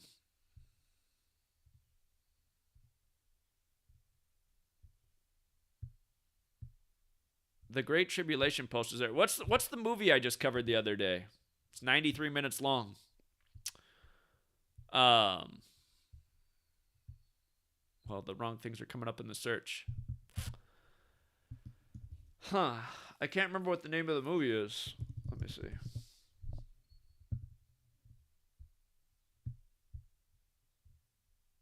I got to go back and figure out what the damn movie was that I just watched and talked about. It's a fucked up movie, but it's on the Amazon thing right now. Let's see. Maybe if I just search the word Great Tribulation, it'll bring it up. I want to show you this. Lockdown. There's what the movie's called. Lockdown 2025. And remember, the SPARS pandemic, so the same people who simulated coronavirus and Event 201 and Clade X, they simulated the SPARS pandemic, which is supposed to happen in 2025. And what's weird is in the write-up for this movie, the write-up for this movie is not accurate. But here, I'll just read it real quick. In the shadows of a highly contagious virus, a normal family seeks shelter in the safety of their own home during a nationwide lockdown in which martial law is declared. With nowhere to go and danger approaching from outside, the family is forced to confront the evil that terrorizes them from within before it consumes them all. So the thing that doesn't make sense about that write-up is nowhere in this movie does it talk anything about a highly contagious virus. Nowhere in the movie is that part of the plot, but it says that right in the opening thing. And again, that's the year of the SPARS pandemic, and right now the World Health Organization's gathering to write up the laws so how they can mass vaccinate everybody in the time of the next pandemic and round up people. But this movie, it brings in all these racial differences and people killing each other over race. And again, you see fire rain down from the sky. I mean, the movie's confusing. But notice it runs 93 minutes. It's an hour and 33. And there's a scene in the movie where the man who's holding the shotgun here, he's in front of what happens is they're at dinner, and this man's excited because they're about to do the lottery drawing, and the lottery's his thing. That's what I call the idiot tax. Again, that's the thing Americans are living for, the dream, the American dream that you're going to win the lottery and escape your slave job. But they're about to do the lottery drawing, and then it blanks out, and it's a federal emergency, and it tells everybody they must remain in their house. It's martial law. If they go outside, they can be shot. People panic. Some people go outside. They start getting shot. All this chaos breaks out. I won't ruin the whole movie for you, but it just, even the own family melts down, and bad things happen within the family. It's just showing how chaos would break out in America in light of a society of lemmings, which is what we got. But what's fucked up is the Great Tribulation equals 225, and in the 58th minute of this film, they talk about the Great Tribulation, and biblical equals 58. The Great Tribulation is a biblical thing. And I speculated that's what they were coding with the George Floyd thing, because just remember everything that was going on with George Floyd and the way they were just making it seem like, God, is America going to fall to looters and vandalism? But this is my post from June 7th, 2020. I noticed that the Holy Trinity, Catholic, right? This is all Catholic. When you write it out, equals 225 in the name of the Father and the Son and the Holy Spirit, 225. And that's called the Trinitarian formula, which is 93, like Minneapolis is the 93 city on the 93rd meridian. Remember the Gonzaga player, Jalen, whatever his name is. Last year he hit the half-court shot from Gonzaga like he was a Harlem Globetrotter to win with 93 points on the 93rd day of the year. I think did Gonzaga win their first game this year with 93 points as well? The man that the school's named after, he was born on March 9th. Date that can be written 9/3, Aloysius Day Gonzaga. But Minneapolis is the 93 city. So many 93 rituals over the years. But then I just noticed how the Great Tribulation was also 225. And again, the Great Tribulation's about the destruction of the earth in the time of the return of Jesus. And yeah, we've seen how these numbers have come together in a number of other things since then, but I was just I'd never researched the number 225 before they did all that stuff with George Floyd and the settlement. And I said, there's got to be something here that connects with the church. And that was the theory then. Amazon adds this movie now, Lockdown 2025. And again, they're doing the same thing, putting the 225 and the 93 in the movie. And this is and then bringing up the Great Tribulation and it being about race and a breakdown in society. Remember after the George Floyd riots, they had to declare like a mini form of martial law. Was it in Tulsa where the race riots happened in the past? Again, they're giving us all these clues all over. Not to mention, with the thing they had to do in Tulsa after George Floyd, HBO had just put out the show. What's it called? HBO had just put out a show where like the police wear masks, kind of like COVID masks, and it has to do with race relations and racism. Again, you guys, they got plans for us, and they are not good plans. They are leading us to our destruction. This thing about Sodom and Gomorrah, that's the story of the city that gets destroyed from the sky by fire because God is outraged. In Lockdown 2025, they show Los Angeles getting destroyed by fire raining from the sky. And, of course, we live in a world where the military's known how to make it rain fire from the sky for over a half century. In fact, the first time fire ever rained from the sky was at the end of World War II. And in slave school, they don't teach us about what happened at the end of World War II with the first use of napalm. If you don't know, if you think America's such a great place, look into the burning of Dresden. Dresden's where the war refugees stayed to avoid the war throughout World War II. And at the end of the war, the U.S. and Britain killed all the refugees by experimenting with napalm. Killed hundreds of thousands of people over the course of a bombing. And you know what days they did it on? You want to know how fucked up it is? Lupercalia. It's funny how Google recently changed the dates of Lupercalia. Lupercalia is February 13th to 15th, and it's always been these dates. This is the date that the bombing of Dresden happened. And it's an ancient Roman festival about sacrifice. The British and U.S. military sacrificed war refugees to experiment with napalm. Well, they say that that's the first use of napalm, but if you've seen the footage of what we did to Japan, Japan was firebombed too. Like, we burned the shit out of Japan. So I think Japan got napalm as well. And again, in war, they always lie. They might have used napalm in other places too, but they say, in the history books, they say the first place it was used was Dresden. Japan also got firebombed. Anyway, they firebombed all these people who didn't want to be in the war on Roman days connected to sacrifice. February 13th through 15th. Here, bombing of Dresden, Kurt Vonnegut, the author, he always talked about the bombing of Dresden. So, notice it was done on the dates February 13th through 15th. And like I'm showing you, from your basketball games, it's all Roman Catholic ritual. Your World War rituals, it's all Roman Catholic. Oh, hey, American Revolutionary War. When did that start? When did the Revolutionary War start? Supposedly we got free from the UK. You think that's true? You know what day it started? I'll show you if you don't know. And then maybe you won't recognize what's important about that date. But you see what day it started, you guys? The same day we're having the mass gathering in Oklahoma City in the middle of the country. Again, I'm driving all the way out from the Pacific Northwest to Oklahoma City to help get out the word. April 19th. Why does that day matter? Why does it matter that a military conflict started on April 19th that supposedly gave us our freedom? The word that ends with dumb at the end. It's because that's the day Ignatius of Loyola became the first superior general of the Jesuits. That's why so many fucked up things happened on April 19th, including the Oklahoma City building bombing, which was a clear Jesuit ritual. And that's why we'll be in Oklahoma City on that day to educate about this cabal. And, look at what day it ended, September 3rd, 9-3, the number related to the sun and Saturn, the keepers of time, connected to death and judgment. It lasted for 8 years and 4 months. Jesuit 84, United States of America 84.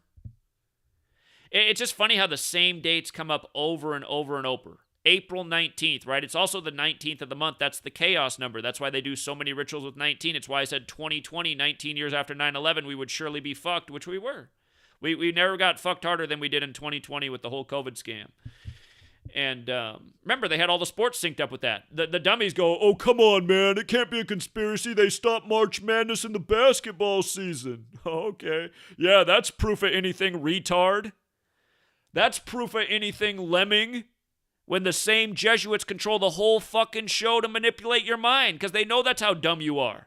To you, that's all the proof you need. It's real. They wouldn't have locked down the sports leagues if it wasn't real.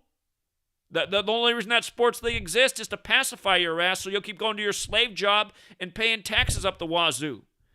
They know. They know that you hate your life, but if they give you the sports game and the entertainment, you'll do it anyway. That's how almost everyone is. I grew up witnessing that with my dad. My dad fucking hated life. My dad, like so many Americans, he grew up in a shit show. Fucked up family, never got to know who his dad is. Addict brothers that he has to look out for, crazy mom. Hard job, works his ass off. You know what probably kept him from putting a bullet through his head? The fucking sports game. Just like so many men in this nation. That's why they give it to you. And then also they know if they take it away, then they're like, oh man, they took away my sports game. This is definitely official. Man, this COVID shit must be serious. Is Pfizer's vaccine ready yet? I'm ready to watch some more ball games. Well, here, let's just go down memory lane. American Civil War. April 19th, right?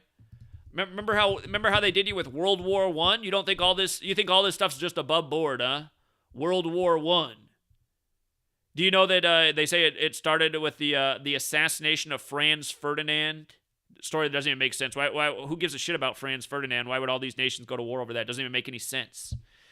But do you know what his license plate was? You see how the war, you know how they say the war ended on November 11th at the 11th hour, 11, which is the rep digit of 1. It's World War I. Not to mention Albert Pike wrote the letter about 3 world wars on the Jesuits' birthday, August 15th, addressed it to Manzini, the second leader of the Illuminati, which was founded by the Jesuits. But he wrote about the 3 world wars before any of them happened. One ends on 11, the master number. But the license plate. Here, if you didn't know this, Franz Ferdinand license plate. Watch this. If you didn't know this, this is a part of history. Franz Ferdinand's license plate, if you didn't know this is the car he's assassinated in. Always with the vehicles. Look at the license plate, you guys. A11118. If you make A1, right, that's a 1. And then you got 1, 2, 3, 4, 5, plus the A is 1. So you got 6 ones, right? 11 at the 11th hour. But also just the last numbers are the 18, right? When did the war end? 18. All the rituals are waged by who? The Jesuit cabal. Sun equals 18. IHS 18. 18, the number that represents the meaning of life in Jewish numerology. You got to be 18 to fight in the war. All rituals in accordance with the sun. You don't think these people have been making a mockery of us since any of us were here? There's not a single person watching today that was even alive when World War I ended.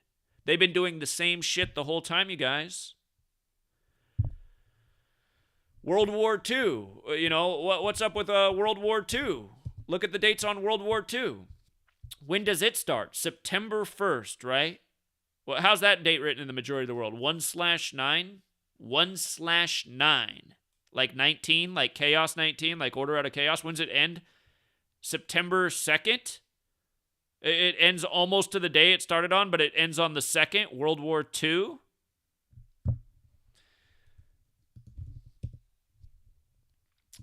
Hold on. Again, to understand what's going on, you guys. Albert Pike's letter about 3 world wars, dated August 15th, 1871. Virgo equals 71, so does Catholic. World War II started in Virgo. Of course, 9/11 happened in the time of Virgo. Operation Amalgam Virgo, the simulation of 9/11. I could get into the American Civil War. It's all ritual, but look at this.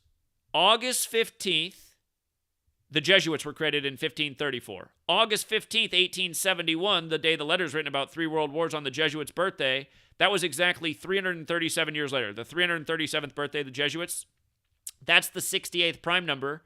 Look at the start date of World War I. A date with 68 numerology. Look at the start date of World War II. A date with 68 numerology. If what's going on in Russia, Ukraine ends up being the start of World War III, the military conflict started February 24, 2022, a date with 68 numerology. They're all 68. And why 68? It's easy. Catholicism is 68. Mathematics is 68. Solar system is 68, right? Like I told you, like I wrote about in my first book. In the 16th century, the Jesuits synced up the language with the calendar with astrology. And I had... The astrology thing is something I continue to learn about. I know a lot less about astrology than I do about numerology. But, again, all of this stuff is synced up. What is the old name for the sun? Helios, which is 68. Helios, heliocentrism, the sun at the center of all of it. The Catholics worship on Sunday, a calendar based on the sun. All of these rituals and all of these historical events in perfect rituals. How much did Gonzaga lose with last night in the Catholic Jesuit basketball tournament as the Catholic Jesuit program? They lost with 68 last night, didn't they? That's the new official count of teams now with the first 4 format. 68 teams in the tournament, right? 68 teams. 1968, World Trade Center construction began. 911 made the National Emergency Dialing Code. George W. Bush graduates from Yale in Skull and Bones, modeled after the Knights Templar, the Templar cross and the Jesuit logo. From Bush's birthday to 9/11, July 6th to September 11th, a span of 68 days. These people have everything mathematically figured out. Everything is a mathematical ritual. They can ensure sports outcomes because they use technology to make sure balls go in and stay out. Field goals either bend back in or bend out. All you essentially need for a field goal kicker in the NFL is to make sure he has a strong enough leg. The technology is going to ensure the outcome of that ball. And for those of you guys who can't wrap your mind around it, it's so obvious. Go back and look at the clip I played of Lamar Jackson revisiting a field goal that made no sense. Lamar Jackson's going, how in the world does that ball fly off like that the last second? He goes, look at the flags on the post. They're not even moving. There was 0 win that day. How did the ball move like that? He's like, we should have won that game. Well, you didn't win that game because there is technology in that ball that ensures where that ball goes. And that day, you weren't scripted to win. You were scripted to make sure that ball sailed wide right. Justin Tucker, who's like the most money kicker in the league, right? Trust me, I know all about it. I lost a fantasy football season one season on a Justin Tucker 62-yard field goal. You know, I used to play in this I was like on a 3-year winning streak, and it looked like I was going to win that year too, but that Justin Tucker field goal counts as 5 points when it's above 50 yards. I got beat by 1 point on a Justin Tucker 62-yard field goal for the final game of the fantasy tournament. But anyway, that was years ago now. But yeah, you guys, I mean, all these numbers up here get used by the Jesuits in the Catholic Church religiously. Catholicism, 112, just look at mathematics and Catholicism, you guys. You see the 112, like 1 plus 1 is 2, 185, 168? Mathematics, 112, 185, 68. You know how many days it was from Osama bin Laden's birthday to the World Trade Center coming down? 185 days. World Trade Center. 185.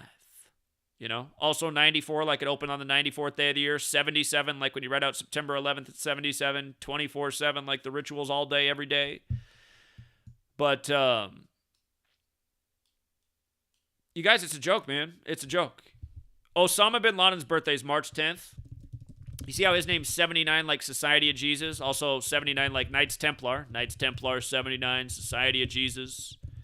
Invaded Afghanistan in a Templar ritual on Putin's birthday. Now everything's coming back around. But Osama bin Laden's birthday is March 10th. Date that can be written 10/3, like 103. You know how the Pan Am 103 flight's an infamous flight taken down by terrorists? Osama's birthday's 79 days after the Pan Am 103 anniversary. See how long the ritual was planned? Pan Am 103 was a clue for things to come. Again, you guys, these people, Osama bin Laden's 110, like how tall the World Trade Centers were, buildings 1 and 2. 47, like how tall building 7 was, 47 floors tall. 241's the 53rd prime, religion's 53. An event to divide the people of the world among religion. Anyway.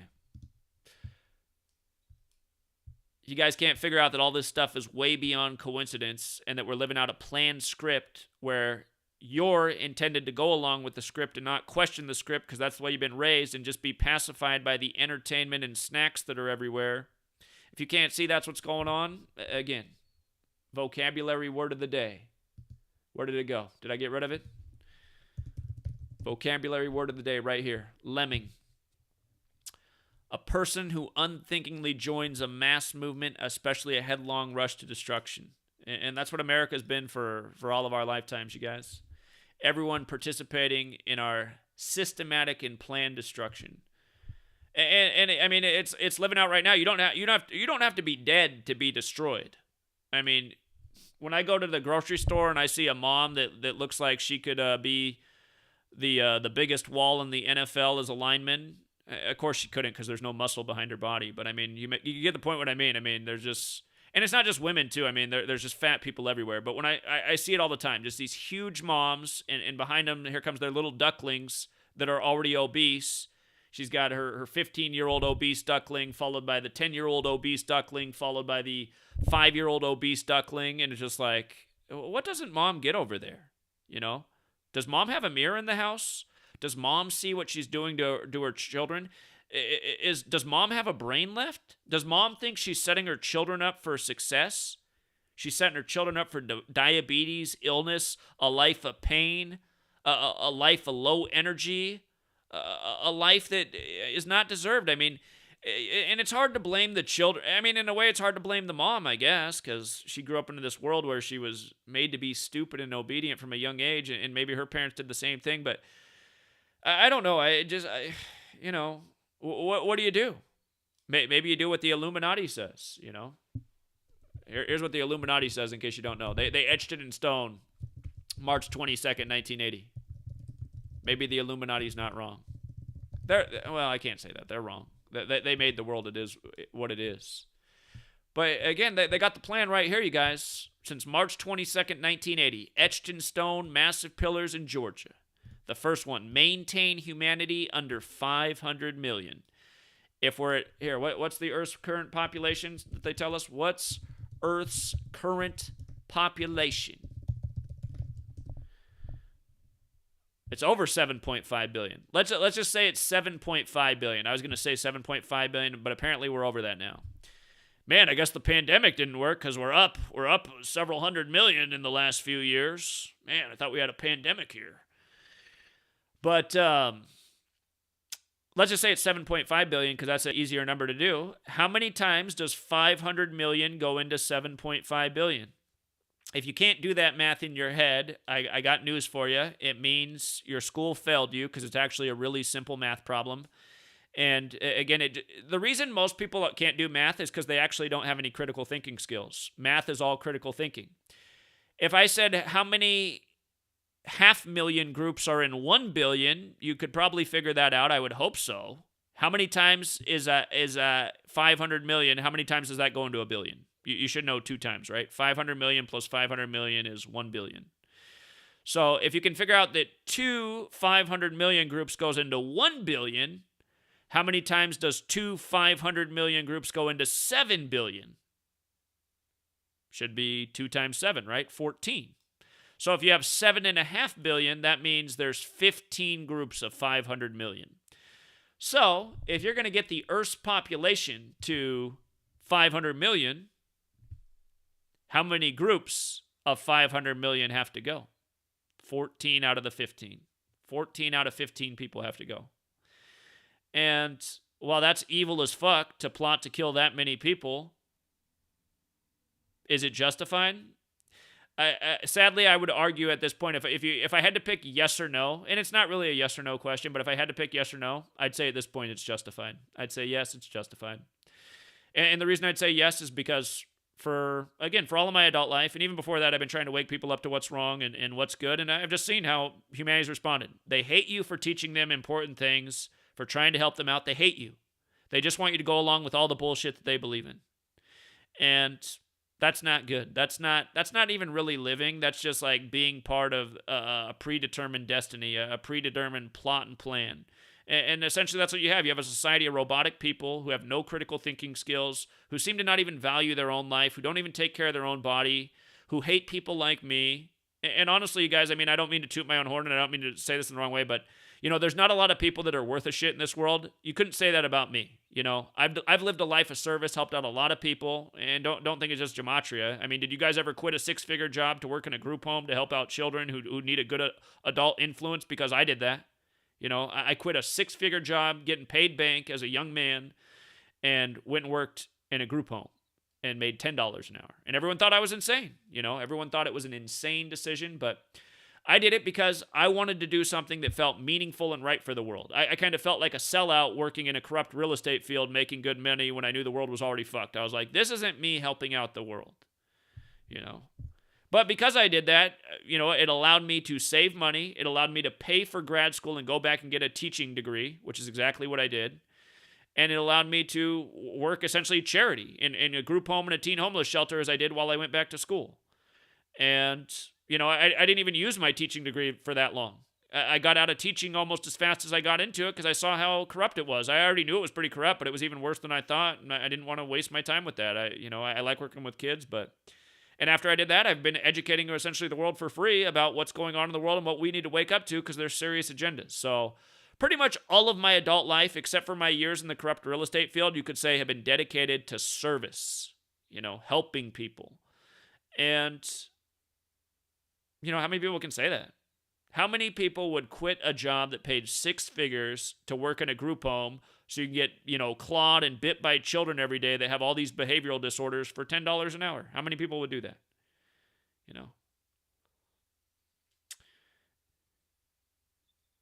And again, I mean, those are the things I learned as a child. That's the way you're supposed to live. You're supposed to do the right thing. So religion's not all bad, but ultimately religion does divide people, and you can learn to be a good person without religion. And that's why I also say I'm not a part of religion anymore. And I don't advocate for religion, but I do advocate for living by the golden rule. And,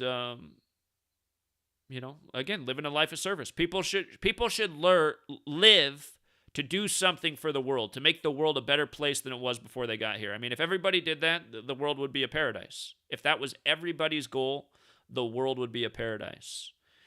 And it's not, because that's not people's attitude. Most people's attitude is, fuck it, this world sucks, everyone's fucked me over, fuck everybody else, it's just me, all I got in this world is me, it's me and Bonnie and Clyde. And, I mean, I get how that happens, because we've all been through it, and I've gone through those battles, like, help out my neighbor and he destroys my life, it's just like, there's a chance there for the light bulb to, turn red and be like, fuck it. I'm not ever doing a nice thing for anybody again. And I do got to admit, man. I mean, there's been parts of my life where, I feel like at certain parts, I've been even more charitable. But again, I mean, this world will turn people sour, and that's another big battle in this world, is to not turn entirely sour, because there's a lot of things to turn you sour. So. But yeah, look at what they got etched up there for us, you guys. Again, those stones are a massive investment. And what are the odds that 322s carved on them? That's about the number of the most powerful secret society there is in the United States of America, Skull and Bones, which is the Brotherhood of Death.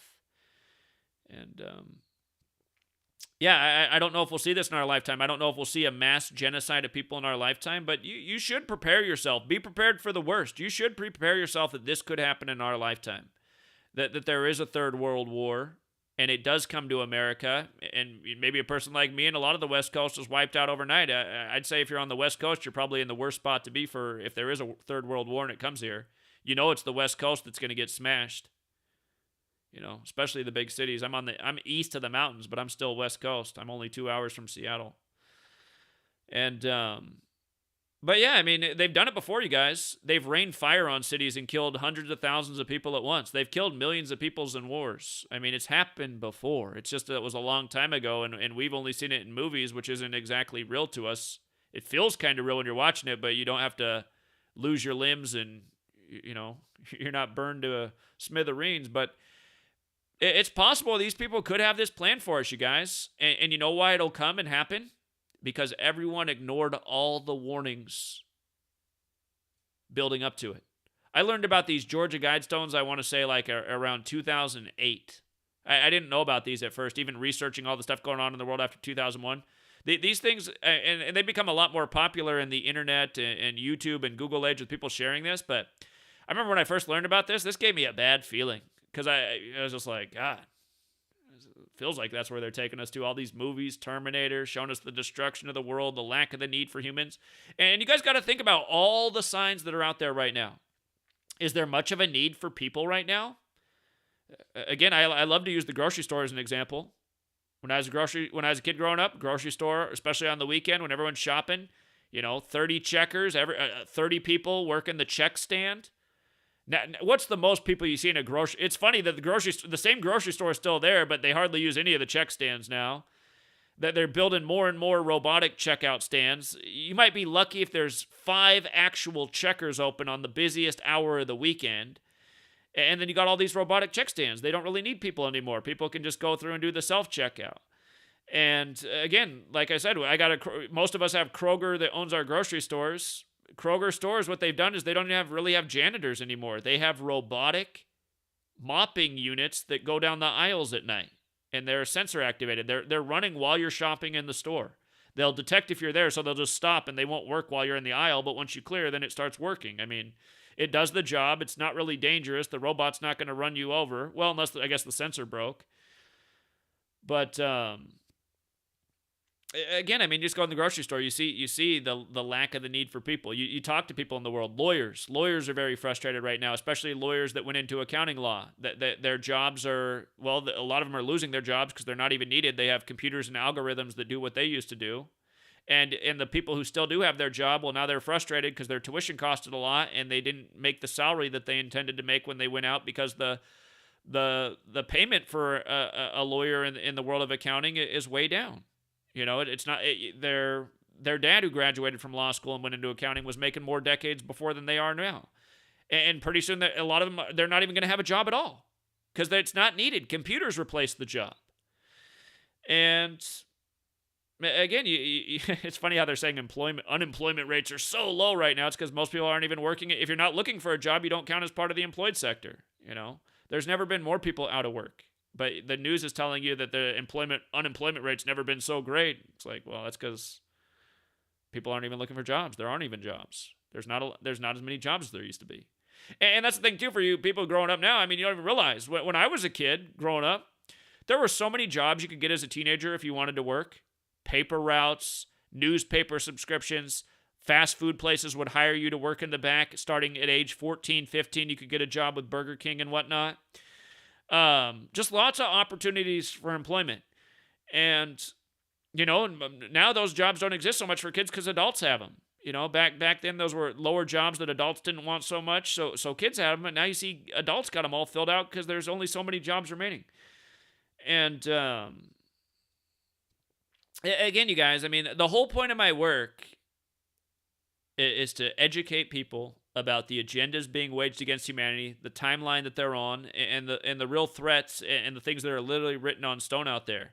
The point of my work was never to help people win at gambling, but that's just something that came out of the work, and that's something I've done in a tremendous way. And for all of you who doubt it, I'm sorry you doubt it. I'm sorry you're ignorant of the fact. I'm sorry it's not in your consciousness because you don't have the experience. But there's thousands upon thousands of people in this world that can vouch for everything I've said because they've benefited from all of it. And those of you who haven't, I mean, it's your own fault. It's your own fault. You chose to remain ignorant. You chose to call me crazy. You chose to ignore the truth when probably, again, I mean, I don't mean to toot my own horn, but I'm not sure that there's anybody who's ever walked this earth that really did put out more truth than I have in the going on 9 years that I've been here. You know, there's been some great contributors, but I really don't know if there's anybody that brought a more important set of knowledge, connected more dots, and helped more people do more with that knowledge. Again, I think it's a fair statement. If you think there's somebody else out there, show me. If you're going to say names like David Icke and, again, I'd say, I'd laugh at that, honestly, David Icke. What's David Icke helping do? He's not really even leading you to the right people. Well, unless he's right that it's aliens. David Icke says it's reptilians, people that, I mean, it's possible, but that knowledge seems a lot less practical than seeing who's clearly, if there's reptilians above the Jesuits or some shit like this, again, anything's possible. Is the earth flat? It's possible, you know. Do I think the earth's flat? No, I don't, because I could never explain a sunset on a flat earth or a sunrise or the fact you see different constellations and different atmospheres.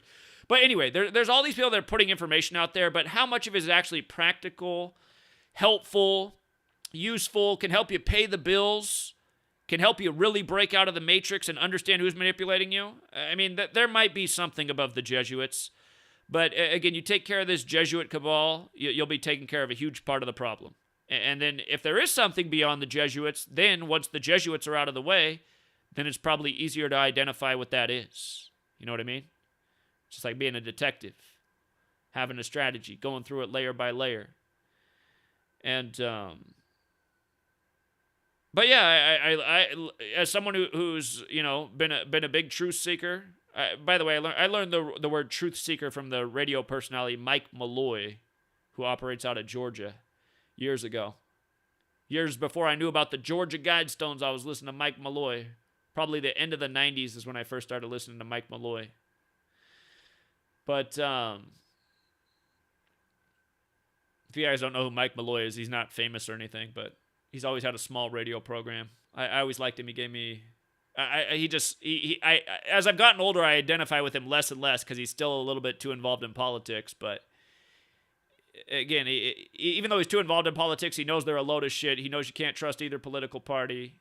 He knows the world's really fucked up. People are really fucked up. And he's a pretty funny guy when he gets on his rants, Mike Malloy. But,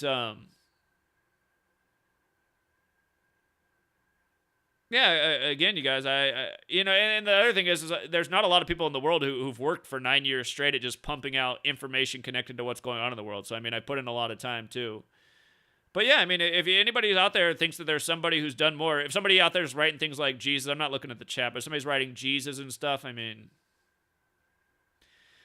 you know, I'm not trying to compare myself to Jesus. I'm not even sure Jesus ever existed. So, you know, that's like, if you want to say Jesus is the greatest source of truth, that's your belief. I mean, you never saw Jesus on a live stream or talking about anything going on at any point in recent history. He's in an old book of, you know, manipulated stories that you believe in. And again, you know, at the same time, though, the story of Jesus does model a lot of truths and things that people should do, but it also models some things that are just like, well, I'm not sure about that part, and that's going to get people caught up in serious religious divides if you take that advice, and that also might, you know, put unnecessary fear in your head if you think that part of the story is true. So anyway, in terms of actual people that walk the earth, you know, cared about truth, I'd love to see somebody identify somebody who's done something more meaningful. So, and again, I mean, does David Icke have a free platform trying to unite and organize people? You know, R.I.P. to Jordan Maxwell. He did a great job. You know, Jordan Maxwell, big influence for me. He just died the other day. R.I.P. But I don't know. Do any of these people have free platforms trying to unite people? I mean, not only by putting out the work and knowledge, I'm investing my own resources. I mean, David Icke, I know David Icke wasn't out on the corner of the Bill and Melinda Gates Foundation March 13, 2020, 2 days after the pandemic was declared, and the day it was declared by the Jesuit Trump in the U.S., but I know none of those guys were out in front of the Bill and Melinda Gates Foundation educating Seattle about Event 201 and invested several $1,000s in merchandise to give away like I did. So, again, it's just... I was going to say it's amazing that I have so many haters on one hand, but at the same time, when you do good things, that'll bring haters. And again, I think the reason I have so many dedicated trolls and haters is because nobody has put out more truth or anything more detrimental to the cabal. So there's a lot of people that try to undermine what I'm doing and try to exploit my flaws to make me look worse than I am. But anyway, read up on those Georgia Guidestones, you guys. Be not a cancer on the earth. By the way, if you want to know where they got that 500 million number from, I know exactly where it came from. That's what science says was the population of Earth before the discovery of fossil fuels. And I don't know if that's true, but they say that's what the population of Earth was before the discovery of fossil fuels. Think about that. They're saying in the future there's going to be energy shortages. That's fossil fuel shortages. And if you don't have all that, you don't have the way to produce. Because again, I mean, you have to realize, like, the reason the population's been able to grow so much in the time of industrialization and fossil fuels and electricity is because you have all this automated stuff that allows you to produce way more than people ever could. And if you don't have that, then all the people that are relying on those systems, what's going to feed them anymore? If you don't have the machinery to manufacture and distribute the food as you did before, how do you support the now massive populace that's way bigger than, you see what I mean? Before you did that, humanity was at these numbers. Because of all of these improvements, it allowed us to have way more people on Earth. But now if you take that away, well, it should go back to the natural imbalance number, which they say is 500 million. But the thing is, theoretically, if everybody who was alive today learned that this was our future and that there are going to be these terrible shortages and crises, and if we started preparing and training people for what to do now, that means less people living in cities, more people expanding out into rural areas where they can grow food. If more people's lives became about producing food rather than focus so much on making wealth, again, I'm sure we could figure out a way to sustain the populace that is here right now, even though it's way bigger than 500 million. I mean, I could be wrong about that. But again, that is where that 500 million number comes from. It has to do with the history of agriculture and fossil fuels and the growth in humanity. So anyway, we got well beyond 35 Thursday. If you guys got here late, you can rewind the stream. But again, really the reason I go on these things and talk about these things is I am trying to reach the same people who leave the comments and talk all this shit. I'm trying to get through to them because, again, they're the ones that are going to get me killed too. Not only themselves, they're going to get me killed too, these people. They are the lemmings, the people who unthinkingly join a mass movement, especially a headlong rush to destruction. And that's exactly what America is, a nation of lemmings. And don't be one. If you are one, you better work on it.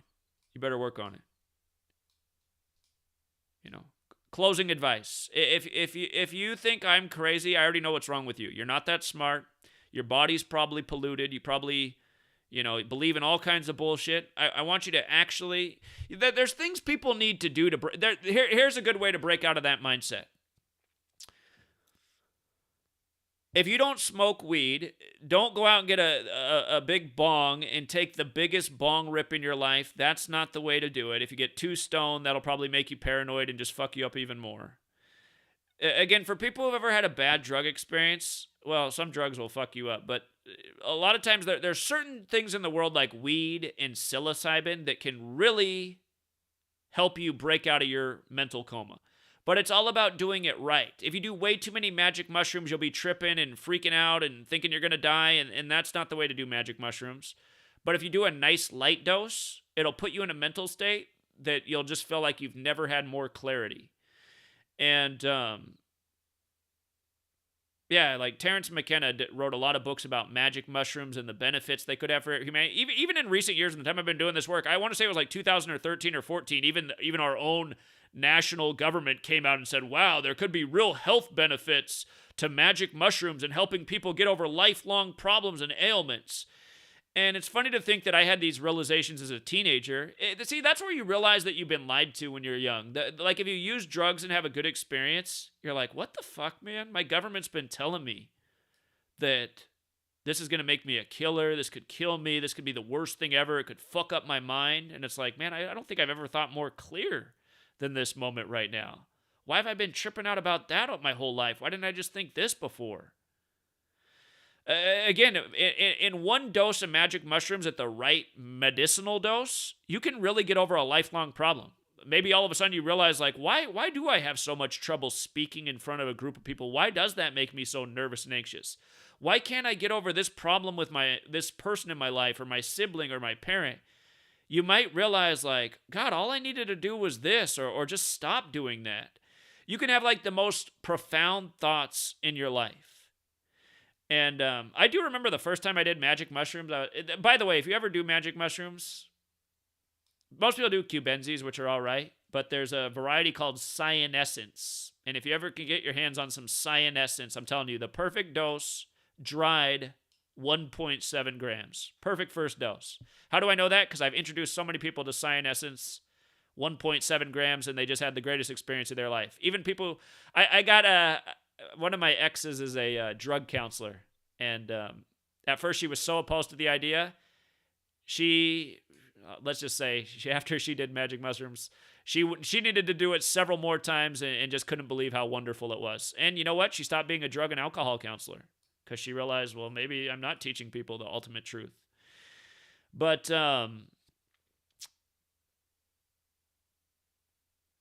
cyanescence, 1.7 grams dried. It's just a perfect dosage. If you're a really teeny tiny person, maybe a little bit less. If you're like a girl that weighs 100 pounds, maybe take a gram. And I've seen little ballerina girls who weigh 100 pounds do 1.7 grams, and they had the time of their life too. I actually had some ballerina girls that just got way too into it, and I had to stop giving them to them. They were literally performing on mushrooms. I was like, I don't think you want to lose your job here at the Seattle Ballet because you're shrooming. Your eyes are definitely standing out. But again, you guys, the government's lied to you about everything.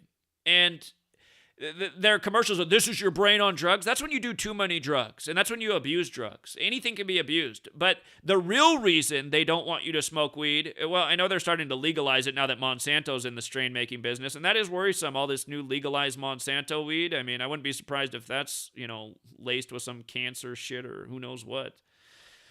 But if you do smoke weed, you should definitely try not to get those GMO Monsanto strains, which are everywhere. You should try to find like the organic, locally grown, because that stuff still is out there. The stuff that says, I always pronounce the word wrong, but heirloom, I think is how you say it.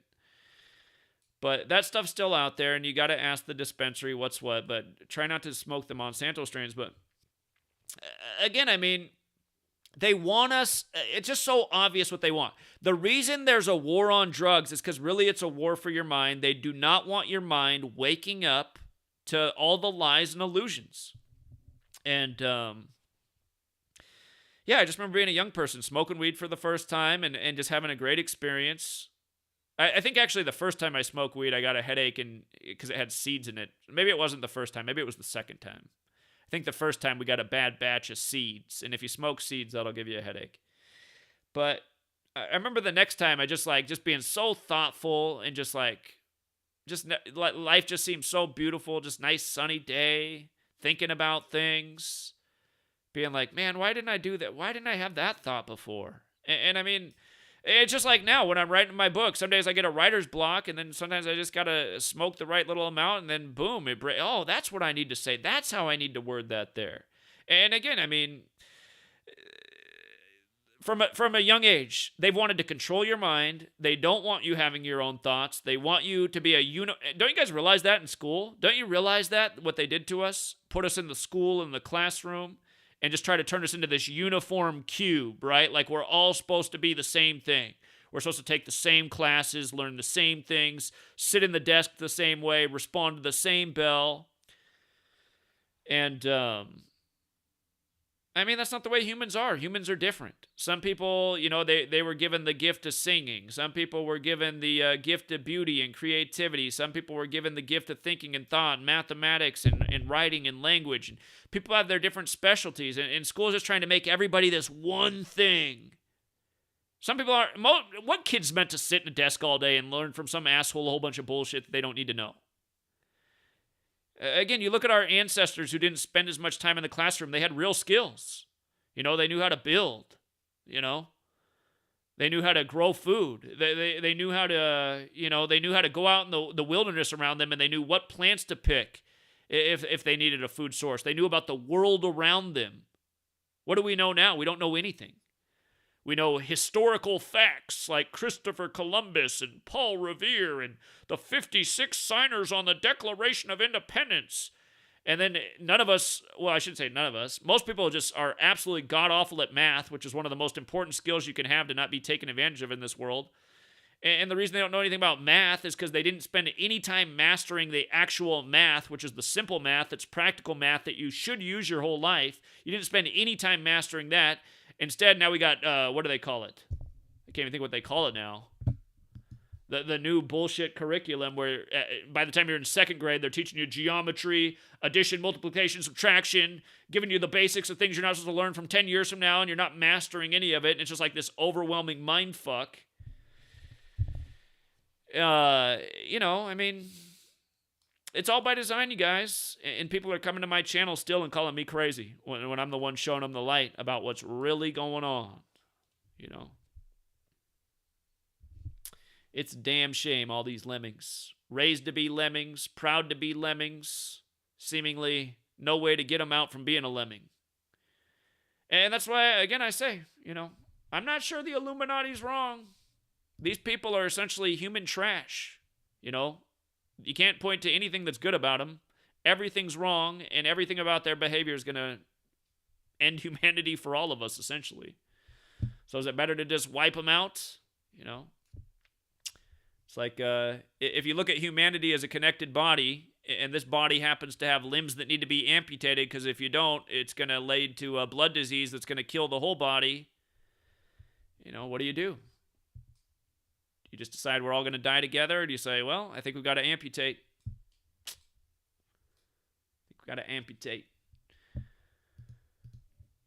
All right.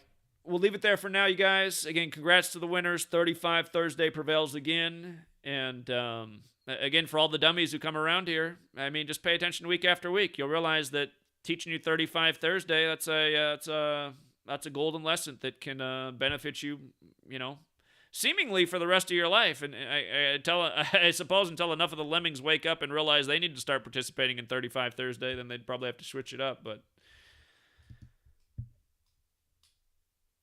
yeah, we'll leave it there for now. Thanks to everyone who hit the like. Thanks to everyone who shares the video. Congrats to everyone who won. And thank you to all the people who support the work. Again, you guys, $1 a month on the Patreon. If you can afford $1 a month, that's $12 a year. And realize I do give even a lot of the good sports notes to even people on the dollar tier. But yeah, it's just it kind of weirds me out that there's like I feel like based on what I've done in the last 9 years and all the accomplishments, I feel like there should easily be 1 million people out there that see the worth of pledging $1 a month. And I just imagine what that would look like if I had $1 million in revenue coming in a month to put back into this movement and make something happen. I mean, that'd be awesome.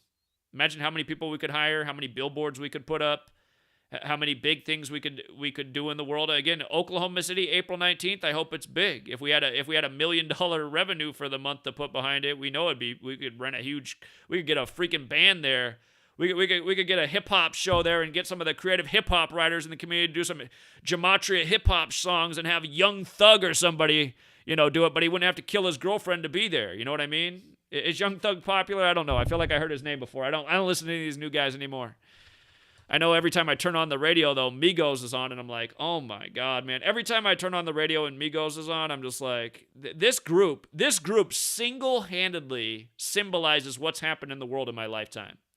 Hip-hop, this thing in the 90s when I'm growing up, all these creative artists, all this, just excellent delivery, good vocabulary, creativity, all over the country, and now you turn on the radio and it's like, how is it Migos 30 years later? What happened? How did we go from this to Migos? Oh my God. Like I said, man, they got a song called Walk It Like I Talk It. I haven't actually seen these guys, but I imagine that they're all quadriplegics in wheelchairs. Because if you walk it the way they talk it, man, it can't look good. But anyway, you guys. Thug is popping. Okay, so he is a big star. Of course he is. His girlfriend just died. Sacrificed by the Numbers, synced up with his punk album. But yeah, man, it's just... Yeah, again, I mean, I don't know why there's not 1 million people in the world pledging $1 a month, $12 a year. That isn't shit, and this movement has been needing to happen for a long time, and I've been advocating it since way before 2020. Thank you to the 6,000 people who heard the call.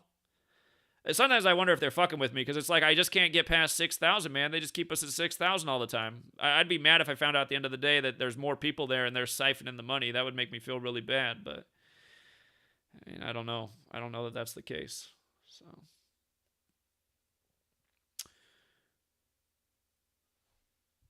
Oh, hey, by the way, I just looked up at the chat. This young person, thanks, Charm One. This young person in the chat, D26 Creates. This guy, you guys, this guy is one of the futures of this work. He's a nice young Indian man. He doesn't have a strong Indian accent. He's very easy to understand, and he's just brilliant. Apparently, I'm not subscribed to him on Gematria Effect Sports, but now I am. But he's got great video editing skills too. If you guys are trying to learn Gematria, follow D26 Creates. Follow all the people that do the work in this community. But this guy's the rookie of the year right now. So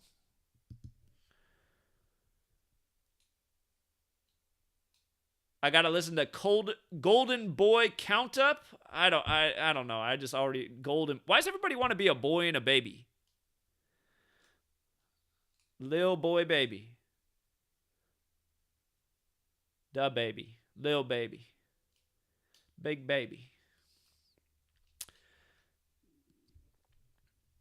Itachi Decodes, I still don't think he's figured out how to use OBS, but he's doing a great work over there too, Itachi Decodes, for all you guys who are into sports. He's 100% focused on sports right now. Trying to write my book over here. He's always texting me with his 20 observations. Itachi, I don't mind that you send me the observations. It's just I'm not giving you the responses you appreciate because I'm just working on things, man. But I'm glad you're doing the work. So... But yeah, okay. All right. I need to get off here and get back to work myself. Again, don't be one of these things. Try not to listen to Migos. And, yeah, all you young people, man, I know it's cool to listen to what's cool and current, but try to get out of that too, man. Try to pretend like it's the 90s and go back and find out what music was being made in the 90s. I'm telling you, it was 1,000,000 times better. All genres, no contest. And before the 90s, there was a lot of great music being made too. I mean, just go back and listen to older music is what I'm saying. The stuff they're putting out today, it's like they're trying to make you even more retarded than you already are with the songs that are on the radio today. The songs that are popular and current. I'm sure there's some good independent artists out there that I don't know about because I'm not really searching around for music, but the stuff that they put on the radio these days, it's never been more ass. And it just... Anyway, we're leaving it there for now. And again, we will do a live stream tomorrow on Patreon, early Saturday. We'll evaluate the Elite Eight. And yeah, that's all for now. Till next time.